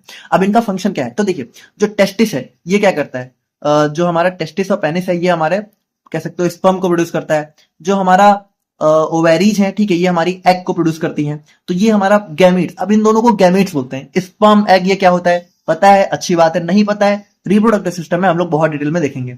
उसके बाद देखिए अलाउज रिप्रोडक्शन, ठीक है, तो इसी के थ्रू हमारा क्या होता है भाई, जब स्पर्म और एग इंटरकोर्स के दौरान मिलते हैं तभी तो हमारा एक गैमीट बनता है, जो कि हमारा फर्दर जो है रिप्रोडक्शन में अपना मेजर रोल प्ले करता है। और उसके बाद हार्मोन प्रोडक्शन, तो यहाँ पे देखिए यही टेस्टिस हमारा यहाँ पे क्या करता है, टेस्टोस्टेरोन को भी प्रोड्यूस करने का काम करता है, ठीक है। और फीमेल्स में हमारा जो है क्या नाम है, एस्ट्रोजन और प्रोजेस्टेरोन को प्रोड्यूस करती हैं। तो हार्मोन प्रोडक्शन में भी हमारा रिप्रोडक्टिव सिस्टम का मेजर रोल देखने को मिलता है।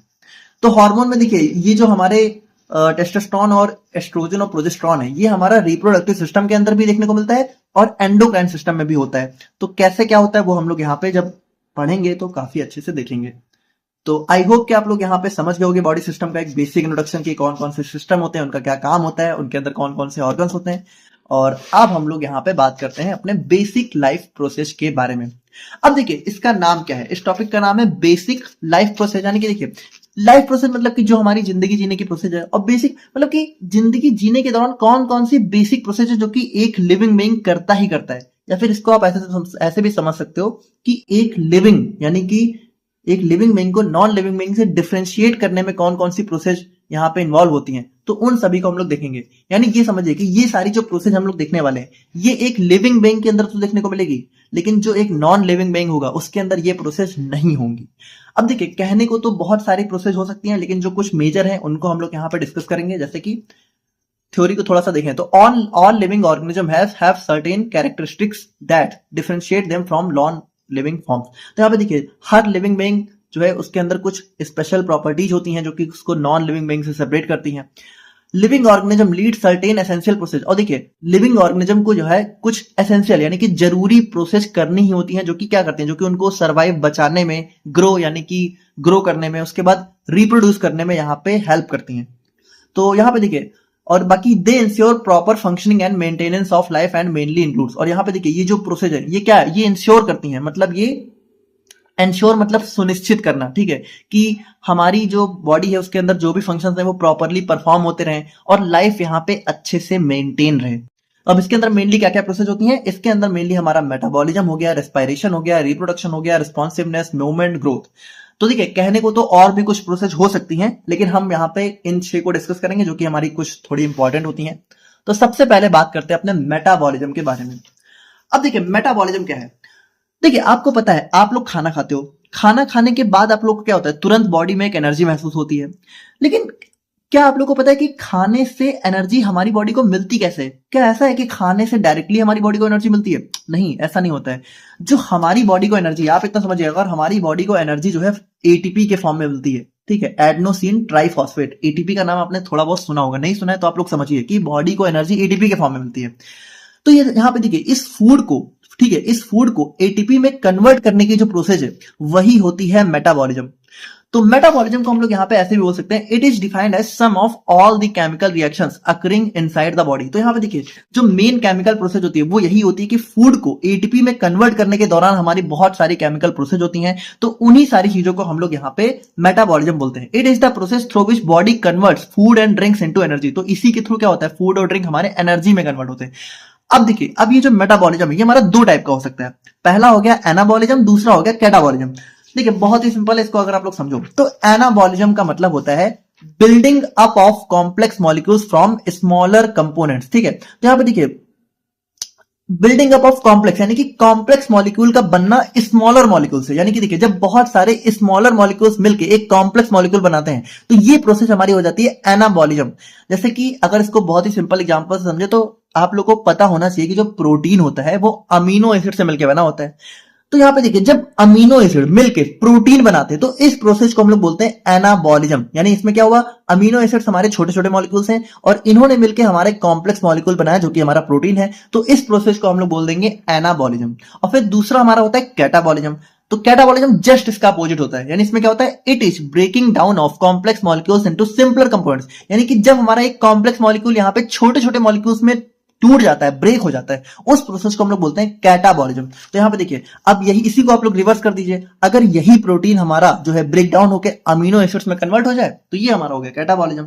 देखिए ये जस्ट एक एग्जांपल था। तो इसी तरीके से जब भी हमारी बॉडी में छोटे छोटे मॉलिक्यूल्स मिलकर कोई बड़ा कॉम्प्लेक्स मॉलिक्यूल बनाते हैं तो वो एनाबॉलिज्म, एना मतलब बॉलिज्म मतलब जुड़ना, और कैटाबॉलिज्म जैसे कैटा मतलब कट जाना, ठीक है। तो यहाँ पे क्या होता है कि बड़े बड़े मॉलिक्यूल्स कट जाते हैं छोटे छोटे मॉलिक्यूल्स में। तो ये बस एक समझने के लिए था, ठीक है। कैटा ऐसा नहीं होता है कट जाना, बट एक याद रखने के लिए आप लोग समझ सकते हो। तो ये हो गया मेटाबॉलिज्म। और अगर हम लोग यहाँ पे बात करें अपने रेस्पिरेशन के बारे में, तो देखिए अब रेस्पिरेशन क्या होता है। अब देखिए वैसे हम लोग सोचते हैं कि रेस्पिरेशन मतलब सांस लेना, सांस लेने का मतलब यहाँ पे ऑक्सीजन को लेना, लेकिन ऑक्सीजन, ठीक है चलो ठीक है, और रेस्पिरेशन में हम लोग क्या करते हैं, ऑक्सीजन को अंदर लेते हैं और CO2 को बाहर छोड़ते हैं। लेकिन यहाँ पे मेन चीज ये है कि ऑक्सीजन हम लोग यहाँ पे क्यों लेते हैं, भाई ऑक्सीजन की हमें क्या जरूरत है, कभी आपने ये सोचा है। तो देखिए ये जो ऑक्सीजन है ना, तो यहाँ पे हम लोगों ने क्या देखा कि हमें जो है जीने के लिए, एनर्जी के लिए एटीपी चाहिए, और एटीपी बनता किससे है, जो भी फूड है यही हमारा एटीपी के फॉर्म में कन्वर्ट होता है। कैसे कन्वर्ट होता है, मेटाबॉलिज्म के थ्रू। लेकिन यहाँ पे फूड को एटीपी में कन्वर्ट करने के लिए हमें ऑक्सीजन की बहुत जरूरत होती है, और यही ऑक्सीजन कहाँ से मिलता है उसको, ये ऑक्सीजन यहाँ पे हमें हमारी बॉडी को रेस्पिरेशन से मिलता है। यानी जब हम लोग यहाँ पे ऑक्सीजन लेते हैं तो ये ऑक्सीजन हमारा यहाँ पे बहुत ही मेजर रोल प्ले करता है फूड को एटीपी में कन्वर्ट करने में। Respiration is the process of breaking down food to release energy in the form of ATP. तो इसी प्रोसेस के थ्रू क्या होता है, देखिए कहने को हम लोग बोलते हैं कि हाँ रेस्पिरेशन में हम लोग ऑक्सीजन को लेते हैं, लेकिन ऑक्सीजन लेते क्यों है, ताकि हम लोग यहाँ पे फूड को एनर्जी में ब्रेक डाउन कर सके। Energy release is used for growth, movement and other activities, ठीक है। तो यहाँ पे जो भी एनर्जी रिलीज होती है उसको हम लोग यहाँ पे ग्रोथ, मूवमेंट और अदर एक्टिविटीज में यूज करते हैं। अब नेक्स्ट हम लोग यहाँ पे बात करें अपने रिप्रोडक्शन के बारे में। तो देखिए रिप्रोडक्शन में क्या होता है कि जो भी लिविंग ऑर्गेनिज्म होता है वो अपने जैसे नए इंडिविजुअल को प्रोड्यूस करता है। जैसे आपको पता है कि भाई जब लेडी प्रेग्नेंट होती है तो वहां पे क्या होता है, बेबी का बर्थ होता है, तो वो बेबी क्या होता है, उसी के जैसा एक नया इंडिविजुअल होता है। यानी ह्यूमंस क्या होता है, ह्यूमंस जो है रिप्रोडक्शन के थ्रू अपने जैसे नए इंडिविजुअल को बनाते हैं। उसी तरीके से एनिमल्स में भी हमें देखने को मिलता है। तो ये हर एक लिविंग बीइंग में हमें देखने को मिलता है, और ये बहुत ही जरूरी है सर्वाइवल और कंटिन्यूटी ऑफ स्पीसीज, ठीक है। तो अपनी स्पीसीज को कंटिन्यू करने के लिए रिप्रोडक्शन बहुत जरूरी है, आपको पता ही है। उसके बाद नेक्स्ट हमारा आता है रिस्पॉन्सिवनेस। अब देखिए रिस्पॉन्सिवनेस का मतलब क्या है, it is the ability of organism to detect and respond to changes in their environment. देखिए रिस्पॉन्सिवनेस का मतलब है कि किसी चीज को रिस्पॉन्ड करना। जैसे एक एग्जांपल के लिए आप ऐसे समझिए कि मान लीजिए कि एक तवा है या फिर एक कढ़ाई है और वो बहुत गर्म है, और वहां गलती से, ठीक है, अचानक से अगर आप लोग का हाथ पड़ जाए या फिर किसी भी ऐसी गर्म चीज पे आप लोग का हाथ ऐसे पड़ जाए, तो क्या होगा, 1 सेकंड भी नहीं लगेगा और आप लोग तुरंत अपना हाथ हटा लोगे। क्या वहां पे आप जो है सोचोगे कि अच्छा मेरे हाथ को गर्मी लग रही है तो अब मुझे अपना हाथ हटा लेना चाहिए? ऐसा कुछ नहीं होगा। विद इन सेकेंड्स आप अपना हाथ जैसे ही वहां पे टच होगा, टच होते ही तुरंत आप अपना हाथ हटा लोगे। तो वहां पे आपने क्या किया, वहां पे एक चेंज हुआ। वो चेंज क्या था कि वहां पे टेम्परेचर अचानक से किसी चीज का बहुत ज्यादा बढ़ गया, जो कि हमारी बॉडी के टेम्परेचर से बहुत ज्यादा था। तो जैसे ही ऐसा हुआ वहां पे तुरंत हमने क्या हुआ, तुरंत हमने अपना हाथ हटा लिया, यानी कि हमने उस टेम्परेचर को रिस्पॉन्ड किया। तो उसी तरीके से देखिए भाई, जो भी गर्मी होती है तो हमें गर्मी फील होती है ना, ठंडी में हमें ठंडी लगती है। तो वो सारी चीजें क्या है कि हम लोग यहाँ पे चेंजेस को रिस्पॉन्ड कर रहे हैं। तो ये रिस्पॉन्सिवनेस की एबिलिटी भी हमें जो है लिविंग ऑर्गेनिज्म में ही देखने को मिलती है। और बाकी देखिए रिस्पॉन्सिवनेस कौन कंट्रोल करता है, हमारी बॉडी का नर्वस सिस्टम और एंडोक्राइन सिस्टम, ये दोनों मिलकर हमारे रिस्पॉन्सिवनेस को कंट्रोल करते हैं। उसके बाद देखिए नेक्स्ट हमारा आता है मूवमेंट। अब मूवमेंट का मतलब क्या है, देखिए मूवमेंट का मतलब होता है change in position of an organism और इट्स पार्ट। अब इसको थोड़ा ध्यान समझिए, जैसे कि मान लीजिए कि हम लोग हैं, ठीक है, तो एक लिविंग ऑर्गेनिज्म की बहुत बड़ी प्रॉपर्टी क्या होता है कि वो एक जगह से दूसरी जगह जा सकता है। तो इस प्रोसेस को हम लोग क्या बोलते हैं, इस प्रोसेस को हम लोग बोलते हैं मूवमेंट। लेकिन अब एक चीज समझिए, मूवमेंट 2 टाइप का होता है। एक मूवमेंट ऐसा होता है जहां पे एक जगह से दूसरी जगह उठ के हम लोग जाते हैं, यानी कि पोजीशन ही चेंज हो गई। तो इस टाइप के मूवमेंट को हम लोग बोलते हैं लोकोमोशन। और एक मूवमेंट ऐसा भी तो है, जैसे मान लीजिए यहाँ पे मेरा हाथ है, ठीक है, तो अगर मैं अपना हाथ इस तरीके से हिला रहा हूं इधर उधर, ठीक है, तो ये भी तो मूवमेंट है। यानी कि जब भी हम लोग यहाँ पे अपना हाथ ऊपर नीचे किसी एक ही पोजीशन पे रह के कर रहे हैं तो वो भी मूवमेंट है, ठीक है। तो मूवमेंट 2 टाइप का हो सकता है। एक मूवमेंट जो है ऐसा भी हो सकता है जहां पे पोजीशन ना चेंज हो रही हो, और एक मूवमेंट ऐसा होता है जहां पे पोजीशन चेंज होती है, तो उसको हम लोग लोकोमोशन बोलते हैं।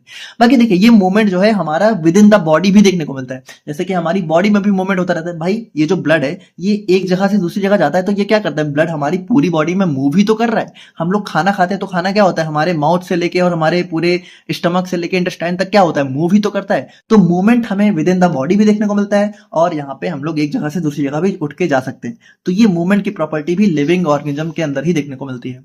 और उसके बाद सबसे इंपॉर्टेंट प्रॉपर्टी क्या होती है? ग्रोथ। तो ग्रोथ का मतलब क्या है? Growth is a permanent and irreversible increase in the size and number of cells of an organism leading to an increase in its body size. तो देखिए, ग्रोथ एक ह्यूमन बॉडी की सबसे बड़ी प्रॉपर्टी है। एक बच्चा क्या होता है? एक बच्चा धीरे धीरे बढ़ के यहाँ पे एडल्ट में कन्वर्ट होता है। तो जब एक बच्चा एडल्ट में कन्वर्ट हुआ तो क्या हुआ भाई? उसकी बॉडी का साइज ग्रो किया, है ना। और बॉडी का साइज कैसे ग्रो करता है? It occurs due to increase in number और साइज ऑफ सेल्स। और ये तब होता है जब यहाँ पे हमारी बॉडी के अंदर जो सेल्स हैं, या तो उनका नंबर बढ़ जाता है या तो उनका साइज बढ़ जाता है। तो इसकी वजह से हमें यहाँ पे ग्रोथ देखने को मिलती है। और ये एक परमानेंट और इरिवर्सिबल जो है इंक्रीज होता है साइज में। जैसे कि एक बच्चा जब बड़ा हो गया, एक बच्चे की जब हाइट बढ़ गई, तो ऐसा थोड़ी हो सकता है कि अब उसकी हाइट दोबारा से छोटी हो जाए, ये नहीं हो सकता है ना। तो एक इरिवर्सिबल चेंज होता है, वो परमानेंट चेंज होता है। तो ये हो जाता है हमारे यहाँ पे ग्रोथ। तो इस तरीके से देखिए हम लोगों ने देखी अपनी बेसिक लाइफ प्रोसेस को, जो कि यहाँ पे एक लिविंग बीइंग के सर्वाइवल के लिए बहुत ही जरूरी होती हैं। और अब हम लोग यहाँ पे बात करते हैं अपने नेक्स्ट टॉपिक के बारे में, जो कि हमारा बहुत ही ज्यादा इंपॉर्टेंट टॉपिक हो जाता है एग्जाम पॉइंट ऑफ व्यू से, और जो कि हमारा हो जाता है होम्योस्टेसिस।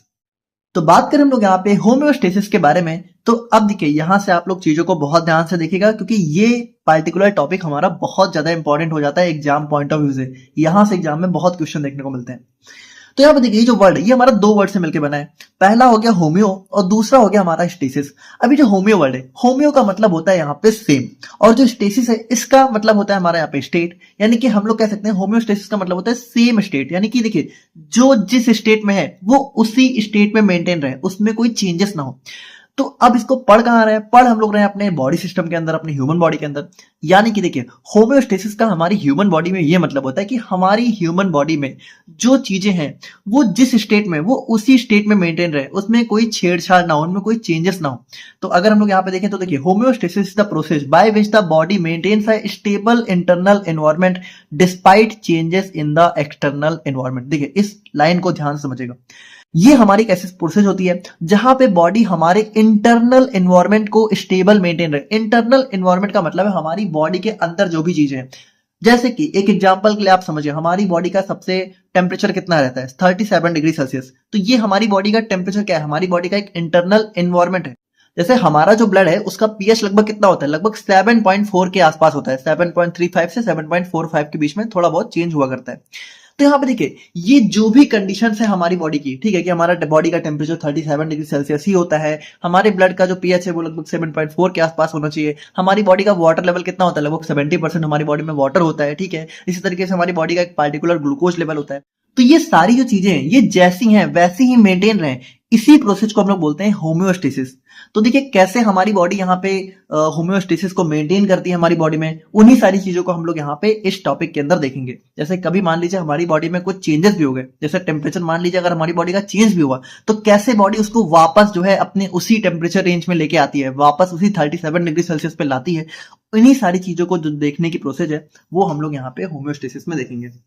अब जैसे यहाँ पे देखिए, अगर आप लोग एक एग्जांपल के लिए समझो, तो आपको पता है कि जो समर्स होते हैं, जैसे गर्मियों में क्या होता है, जो बाहर का जो तापमान है, टेम्परेचर है, ये लगभग 40 से 45 डिग्री तक भी पहुंच जाता है, ठीक है, मतलब जब बहुत ज्यादा गर्मी होती है। और विंटर्स यानी ठंडियों में क्या होता है कि जो टेम्परेचर है, जब बहुत ज्यादा ठंडी होती है तो 10 से 20 डिग्री सेल्सियस या फिर इससे भी कम, कभी कभी तो 6, 7, 8 डिग्री सेल्सियस तक भी पहुंच जाता है। लेकिन चाहे विंटर्स में हमारा टेम्परेचर 10 से 20 डिग्री हो, चाहे समर्स में हमारा टेम्परेचर 40 से 45 डिग्री हो, देखिए ये टेम्परेचर कहाँ होता है? ये टेम्परेचर बाहर होता है, हमारे एटमॉस्फेयर, बाहर का जो एटमॉस्फेयर है, एक्सटर्नल एनवायरनमेंट। एक्सटर्नल एनवायरनमेंट में चाहे टेम्परेचर जो भी हो, लेकिन जो हमारी बॉडी का टेम्परेचर है, चाहे आप लोग गर्मी में मेजर करके देख लो, चाहे आप लोग यहाँ पे समर्स में विंटर्स में मेजर करके देख लो, आपको बॉडी का टेम्परेचर 37 डिग्री सेल्सियस के आसपास ही देखने को मिलेगा। जैसे देखिए, 1-2% का ऊपर नीचे हो सकता है, जैसे हो सकता है 37 की बजाय 35 हो जाए, हो सकता है 37 की बजाय 38, 39 तक भी पहुंच सकता है, लेकिन लगभग इसी 37 के आसपास ही आपको अपनी बॉडी का टेम्परेचर देखने को मिलेगा। तो देखिए, इसी प्रोसेस को कि बाहर का जो भी एनवायरनमेंट हो, बाहर जो भी टेम्परेचर हो, लेकिन हमारी बॉडी का जो इंटरनल टेम्परेचर है वो 37 डिग्री सेल्सियस पे ही मेंटेन रहेगा, इसी प्रोसेस को हम लोग बोलते हैं होम्योस्टेसिस। आई होप कि आप लोग समझ गए होगे, बहुत सिंपल है, ठीक है। और अभी हम लोग यहाँ पे इसके एग्जांपल लेके देखेंगे कि कैसे हमारी बॉडी होम्योस्टेसिस को मेंटेन रखती है। तो वही चीज है कि it keeps the condition like temperature, pH stable inside the body, ठीक है, with in a narrow range that is suitable for life. अब देखिए with in a narrow range, देखिए नैरो रेंज का मतलब क्या है? नैरो रेंज का मतलब ये है कि हाँ, हो सकता है कि 37 है तो 38 पहुंच जाए, हो सकता है 37 है तो 35 36 पहुंच जाए, ठीक है। मतलब 1-2% का चेंजेस हो सकता है, वहां पे मेंटेन रहेगी। जैसे हमारी ब्लड का जो पीएच है वो 7.4 एक लगभग अप्रोक्सीमेट होता है। अब हो सकता है कि ये 7.4 से 7.45 चला जाए, हो सकता है 7.4 से 7.35 चला जाए, लेकिन इससे ज्यादा नहीं होगा। मतलब ऐसा नहीं होगा कि 7.4 है तो ये 6.4 पहुंच गया, ये कभी नहीं होने वाला, ठीक है। तो ये जो नैरो रेंज में मेंटेन करने की जो प्रोसेस होती है वो हमारी होती है होम्योस्टेसिस। समझ रहे हो ना आप लोग? और अगर हम लोग यहां पे बात करें तो देखिए the maintenance of homeostasis is govern by feedback system of the body. अब एक चीज समझिए, होम्योस्टेसिस क्या है? ये हमारी एक प्रोसेस है। अब इस प्रोसेस को मेंटेन कौन करता है भाई? कोई सिस्टम होना चाहिए हमारी बॉडी में। तो हमारी बॉडी में एक होता है फीडबैक मैकेनिज्म या फिर फीडबैक सिस्टम। देखिए ये कोई सिस्टम नहीं है, जैसे 11 सिस्टम जो हम लोगों ने देखे थे उसमें नहीं आता ये एक मैकेनिज्म होता है बॉडी का, ठीक है। तो यही मैकेनिज्म हमारी बॉडी के अंदर होम्योस्टेसिस को मेंटेन रखता है। होम्योस्टेसिस आप लोग समझ चुके हो ना, हमारी बॉडी में जो चीजें जैसी हैं वो वैसे ही मेंटेन रहे, उसी प्रोसेस को हम लोग बोलते हैं होम्योस्टेसिस। अब अगर हम लोग यहाँ पे फीडबैक सिस्टम्स या फिर फीडबैक मैकेनिज्म की बात करें तो देखिए ये हमारी बॉडी का वो मैकेनिज्म होता है जिसके थ्रू हमारी बॉडी क्या करती है? मेंटेन यानी कि बना के रखती है होम्योस्टेसिस को। इट कंटिन्यूअसली यानी कि ये लगातार मॉनिटर मतलब कि मीजर करता है internal conditions, detect changes and send signal to correct them. यानी कि देखिए ये लगातार हमारी बॉडी में जो भी कंडीशंस होती हैं उनको मॉनिटर मतलब कि देख रेख करना, ठीक है, कि देखता रहता है कि हमारी बॉडी के इंटरनल कंडीशन में कोई छेड़छाड़ तो नहीं हो रही है, कोई चेंज तो नहीं हो रहे, और अगर हो रहे हैं तो उसको वो क्या करता है? डिटेक्ट करता है, ठीक है, पहचानता है, और उसके बाद क्या होता है? सिग्नल भेजता है और उनको यहाँ पे सही करता है। अब सिग्नल किसको भेजता है, डिटेक्ट कौन करता है, ये सारी चीजें हमारे इसके अंदर 3 बेसिक कंपोनेंट्स होते हैं, वो करते हैं।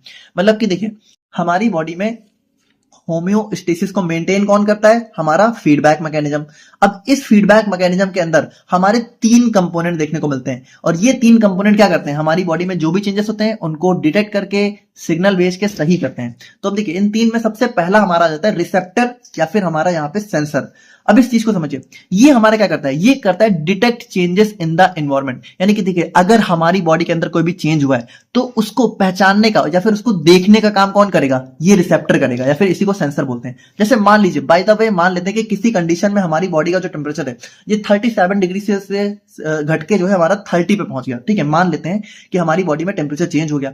अब हमारी बॉडी में क्या है भाई? होम्योस्टेसिस मेंटेन करनी है, यानी इस 30 को वापस से 37 करना है। करेगा कौन? करेगा हमारा फीडबैक सिस्टम।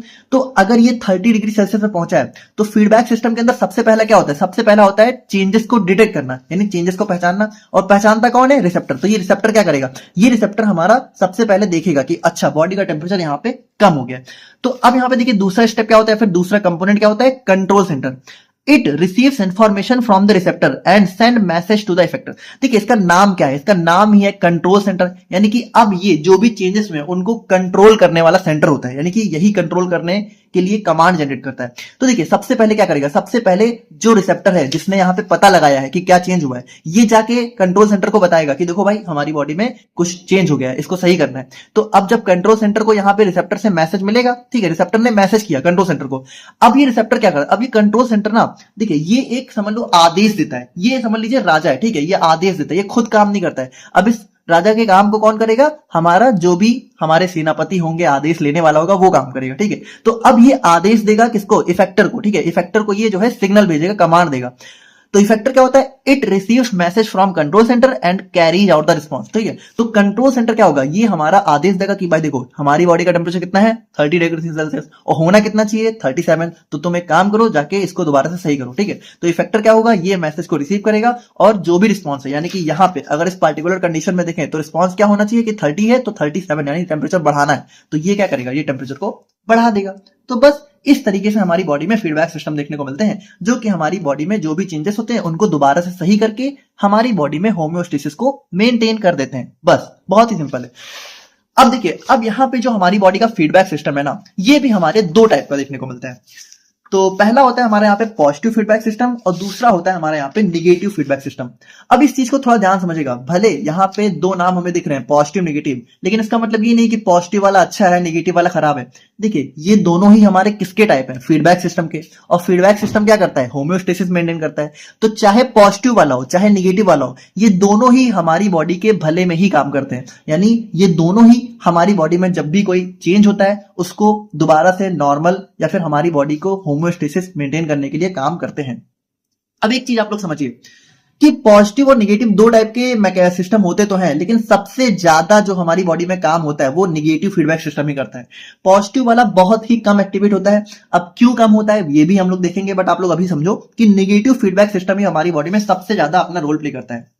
तो हम लोगों ने देखा कि इसके दो टाइप होते हैं। तो सबसे पहले हम लोग निगेटिव फीडबैक सिस्टम को देखते हैं और इसमें हम लोग एक एग्जांपल से समझेंगे कि कैसे ये हमारी बॉडी के फीडबैक होम्योस्टेसिस को मेंटेन करता है अगर कोई चेंज होता है तो सबसे पहले देखिए, a negative feedback system response to reverse और decrease the changes in internal environment. एक चीज बहुत ध्यान से समझिएगा, देखिए निगेटिव वाला क्या करता है, ये जो भी चेंजेस होते हैं, ठीक है, अगर मान लीजिए हमारी बॉडी में कोई भी चेंजेस हुए हैं तो ये उस चेंज को रिवर्स करेगा।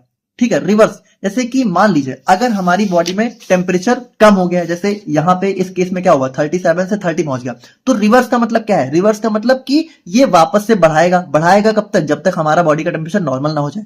ठीक है, तो चाहे हमारी बॉडी का टेम्परेचर कम हो तब भी हमारा निगेटिव काम करेगा। और अगर मान लीजिए कि इस 37 से बढ़ के हमारी बॉडी का टेम्परेचर जो है 40 डिग्री पे पहुंच जाए, 45 डिग्री पे पहुंच जाए, अब ऐसा नहीं होगा वही, बट मान लीजिए पहुंच जाए तो उस केस में भी हमारा निगेटिव फीडबैक सिस्टम ही काम करेगा। ठीक है, क्योंकि अभी भी ये क्या करेगा, दोबारा से रिवर्स करेगा। रिवर्स का मतलब क्या है, टेम्परेचर बढ़ा है तो रिवर्स का मतलब इसको कम करना, रिवर्स का मतलब उल्टा, जो भी काम हुआ है उसका उल्टा करना। तो भाई देखिए जब भी कोई चेंज होगा तो हमें उसको उल्टा करके नॉर्मल ही तो करना है, तो हर केस में। ठीक है, इसीलिए यहां पे मैंने बोला कि ज्यादातर केस में हमारी बॉडी का निगेटिव फीडबैक सिस्टम ही अपना काम करता है।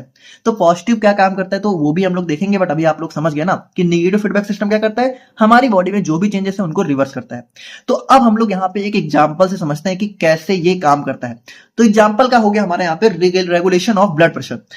अब देखिए यहाँ पे हम एक कंडीशन एज्यूम करते हैं, मान लेते हैं कि किसी पर्सन में जो ब्लड प्रेशर है वो अचानक से बढ़ गया है। ठीक है, तो कंडीशन क्या है कि हमारा ब्लड प्रेशर यहाँ पे बढ़ गया है। ठीक है, तो अगर भाई ब्लड प्रेशर बढ़ गया है तो हमारा बॉडी का फीडबैक सिस्टम क्या करेगा, इसको जो है दोबारा से कम करेगा, नॉर्मल लेवल पे लेके आएगा ताकि होम्योस्टेसिस मेंटेन हो।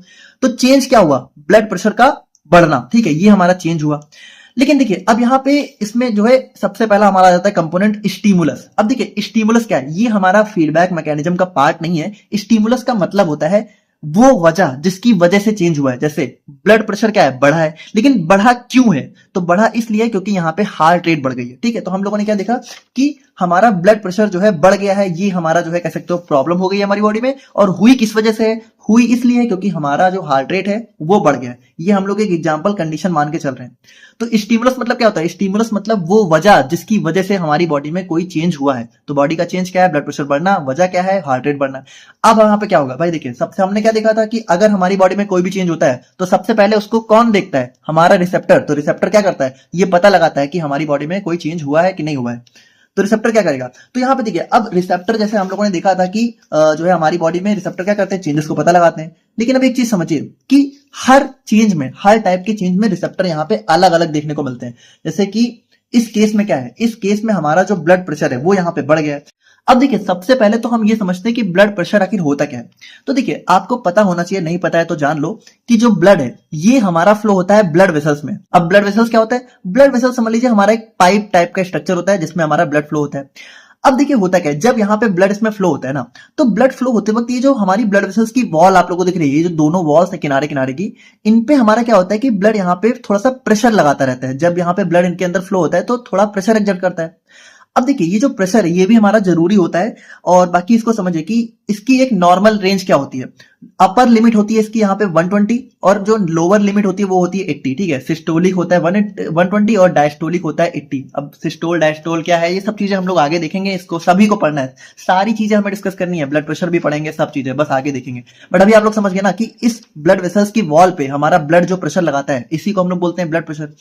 अब देखिए ब्लड जो ब्लड प्रेशर के केस में जो रिसेप्टर होता है ना, इसको हम लोग बोलते हैं बैरो रिसेप्टर। ये बैरो रिसेप्टर क्या होता है? ये बैरो रिसेप्टर हमें यहाँ पे ब्लड वेसल्स की वॉल्स में देखने को मिलते हैं। तो जब भी यहाँ पे ब्लड प्रेशर बढ़ता है या फिर कम होता है, दोनों ही केस में जो हमारा रिसेप्टर का काम है वो कौन करता है? हमारा बैरो रिसेप्टर करता है।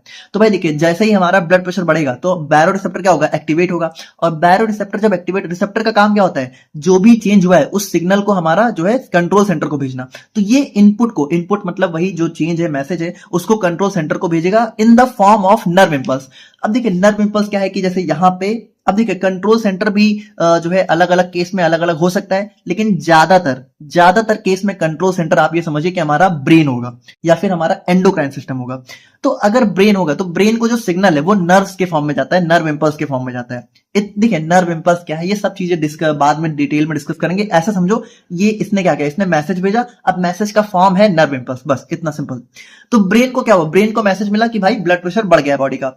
तो ब्रेन को जैसे ही मैसेज मिला तो इसने इन मैसेज को रिसीव किया और इसने तुरंत ही आउटपुट को जनरेट किया, ठीक है, सेंड्स आउटपुट, ठीक है। तो आउटपुट को इसने तुरंत यहां पे भेजा। अब आउटपुट को भेजेगा किसको भाई? आउटपुट मतलब इसने आदेश दिया, तो आदेश किसको देता है? इफेक्टर को। अब यहां पे देखिए ब्लड वेसल्स, यानी कि जब ब्लड प्रेशर बढ़ा है तो इसके केस में हमारा इफेक्टर होगा ब्लड वेसल्स, यानी कि जो ब्लड वेसल्स जिन पे हमारा प्रेशर लग रहा है यही हमारा इफेक्टर का काम करेंगे। अभी इफेक्टर मतलब इफेक्टर क्या करेगा? इफेक्टर जो भी प्रॉब्लम हुई उसको सही करता है। तो ब्लड वेसल्स इफेक्टर है, तो सही कैसे करेंगे? देखिए सही ऐसे करेंगे कि देखिए मान लीजिए कि जो नॉर्मल जब हमारा ब्लड प्रेशर बढ़ गया तो उस टाइम हमारी जो ब्लड वेसल्स हैं, ठीक है, उनका जो थिकनेस है वो हमारी इस तरीके की है। तो जैसे ही यहाँ पे ब्लड प्रेशर बढ़ेगा और जैसे ही ब्रेन इसको सिग्नल भेजेगा तो होगा क्या कि ये जो ब्लड वेसल्स है ना, ये थोड़ी सी डायलेट हो जाएंगी। डायलेट का मतलब थोड़ा सा चौड़ी हो जाएंगी, यानी कि देखिए पहले मान लीजिए कि इनकी थिकनेस जो है इतनी थी, तो बाद में थोड़ा सा अपनी थिकनेस को बढ़ा लेंगे, यानी चौड़ी हो जाएंगी।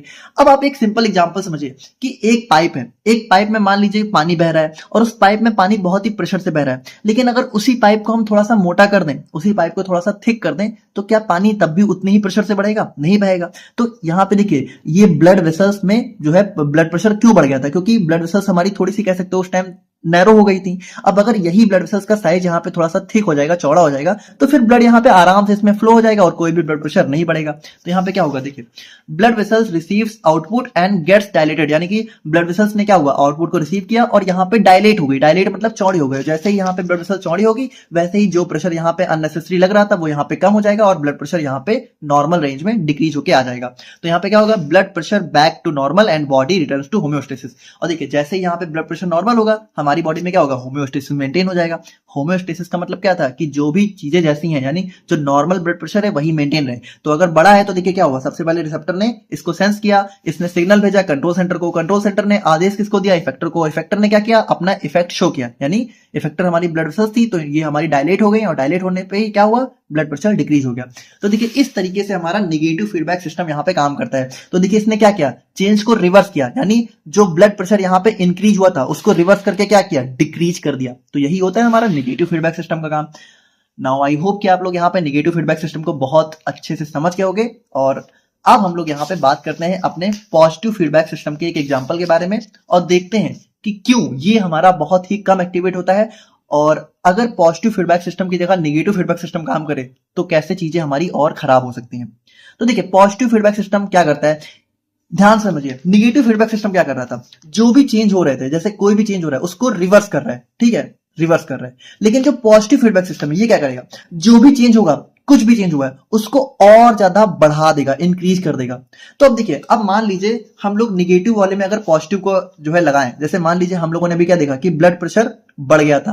अब ब्लड प्रेशर बढ़ गया था, अब अगर मान लीजिए इस केस में पॉजिटिव फीडबैक मैकेनिज्म अपना काम करे तो पॉजिटिव वाला क्या करता है? जो भी रिस्पॉन्स हुआ है उसको और बढ़ाएगा। तो भाई देखिए अगर इस केस में पॉजिटिव फीडबैक सिस्टम एक्टिवेट हुआ तो ये क्या करेगा? जो ब्लड प्रेशर बढ़ा था उसको और बढ़ा देगा। यानी कि इस केस में हमारा नेगेटिव फीडबैक सिस्टम ही काम करेगा, पॉजिटिव वाला काम नहीं करेगा। तो पॉजिटिव वाला क्या करता है? जो भी रिस्पॉन्स होते हैं उनको और बढ़ा देता है। तो यहाँ पे देखिए इसको हम लोग समझते हैं कि ये हमारी बॉडी के भले में कैसे काम करता है। तो देखिए सबसे बेस्ट इसका एग्जांपल हो जाता है नॉर्मल चाइल्ड बर्थ। अब देखिए नॉर्मल चाइल्ड बर्थ में होता क्या है कि जो बेबी की डिलीवरी है वो यहाँ पर फीमेल के वजाइनल ऑरिफिस के थ्रू होती है। जैसे अगर हम लोग यहाँ पे देखें तो ये देखिए ये हमारा होता है फीमेल का फीमेल रिप्रोडक्टिव सिस्टम। तो यहाँ पे देखिए जो बेबी है, ठीक है, वो यहाँ पे यूट्रस से, ठीक है, यूट्रस से होते हुए यहाँ पे सर्विक्स से होते हुए हमारा वजाइना के थ्रू यहाँ पे क्या होता है? बाहर की दुनिया में एंट्री करता है। अब यहाँ पे देखिए, इसमें भी कुछ हमारे स्टेप्स होते हैं। जैसे कि सबसे पहले क्या होता है, सबसे पहले यहाँ पे जब डिलीवरी होनी होती है तो लेबर पेन स्टार्ट होता है, ठीक है। तो लेबर पेन स्टार्ट होने के बाद क्या होता है कि जो हमारा बेबी है, ठीक है, वो यहाँ पे जो है कह सकते हो यूट्रस से जो है यूट्रस हमारा कॉन्ट्रैक्ट होना स्टार्ट होता है। देखिए अब यहाँ पे हम लोग इस फिगर को थोड़ा सा डिटेल में देखते हैं, तब आप लोग समझोगे। देखिए ये हमारा होता है फीमेल का एक रिप्रोडक्टिव सिस्टम। अब यहाँ पे देखिए जो बेबी है वो यहाँ पे इसी यूट्रस वाले पार्ट में होता है, ठीक है। मान लेते हैं कि यहाँ पे हमारा बेबी है। अब देखिए जब यहाँ पे डिलीवरी होनी होती है तो होता क्या है कि सबसे पहले ध्यान से समझिएगा, देखिए यहाँ पे 3 मेजर पोर्शन होते हैं एक फीमेल रिप्रोडक्टिव सिस्टम में। एक हमारा होता है यूट्रस, ठीक है, जो कि सबसे ऊपर होता है। बीच में हमारा होता है सर्विक्स, ठीक है, तो ये हमारा सर्विक्स हो गया। और इसके नीचे हमें जो है वजाइनल और वजाइनल स्पेस देखने को मिलता है, ठीक है। तो यहाँ पे देखिए अब बेबी क्या होगा, इस यूट्रस से होते हुए हमारा यहाँ पे वजाइना के थ्रू बाहर आएगा। अब यहाँ पे ध्यान से समझना, देखो अगर आप लोग यहाँ पे एक चीज देखो कि जो सर्विक्स का स्पेस है, ठीक है, देखिए ये पूरा सर्विक्स नहीं है, बल्कि ये जो बीच का जो स्पेस दिख रहा है सिर्फ यही सर्विक्स है। तो सर्विक्स आप लोग देख रहे हो कितना पतला है, बहुत ही नैरो स्पेस होता है सर्विक्स में। और वहीं यूट्रस है तो यहाँ पे तो चलो स्पेस होता ही है, यहाँ पे हमारा बेबी रहता है।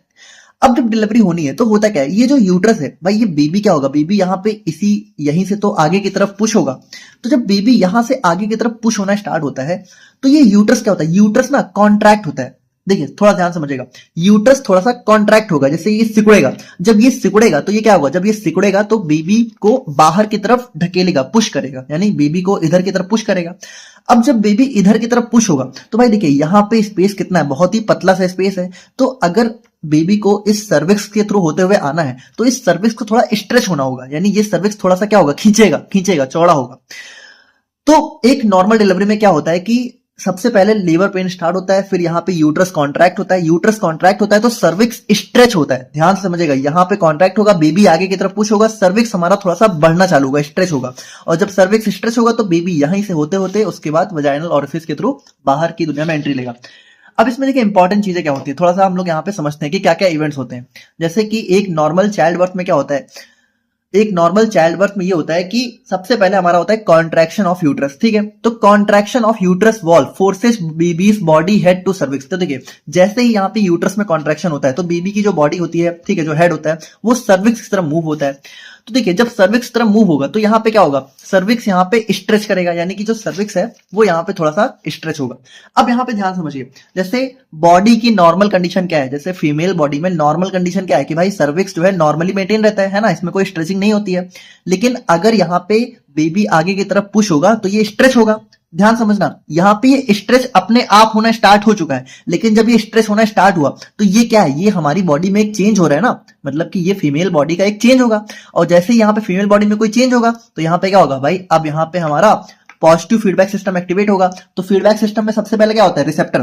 तो रिसेप्टर क्या करता है, बॉडी में जो भी चेंज है उसको डिटेक्ट करता है। तो यहाँ पे देखिए, यहाँ पे हमारा जो रिसेप्टर होती है वो होती है स्ट्रेच सेंसिटिव नर्व सेल्स, यानी ये हमारे एक टाइप का रिसेप्टर होती है जो कि हमारे चाइल्ड बर्थ के टाइम एक्टिवेट होती हैं। तो देखिए अब ये क्या करेगा भाई, ये देखेगा कि अच्छा सर्विक्स यहाँ पे स्ट्रेच हो रहा है, ठीक है। तो ये जैसे ही चेंज को देखेगा तो ये जो है कंट्रोल सेंटर यानी कि हमारे ब्रेन को इनपुट मैसेज भेजेगा।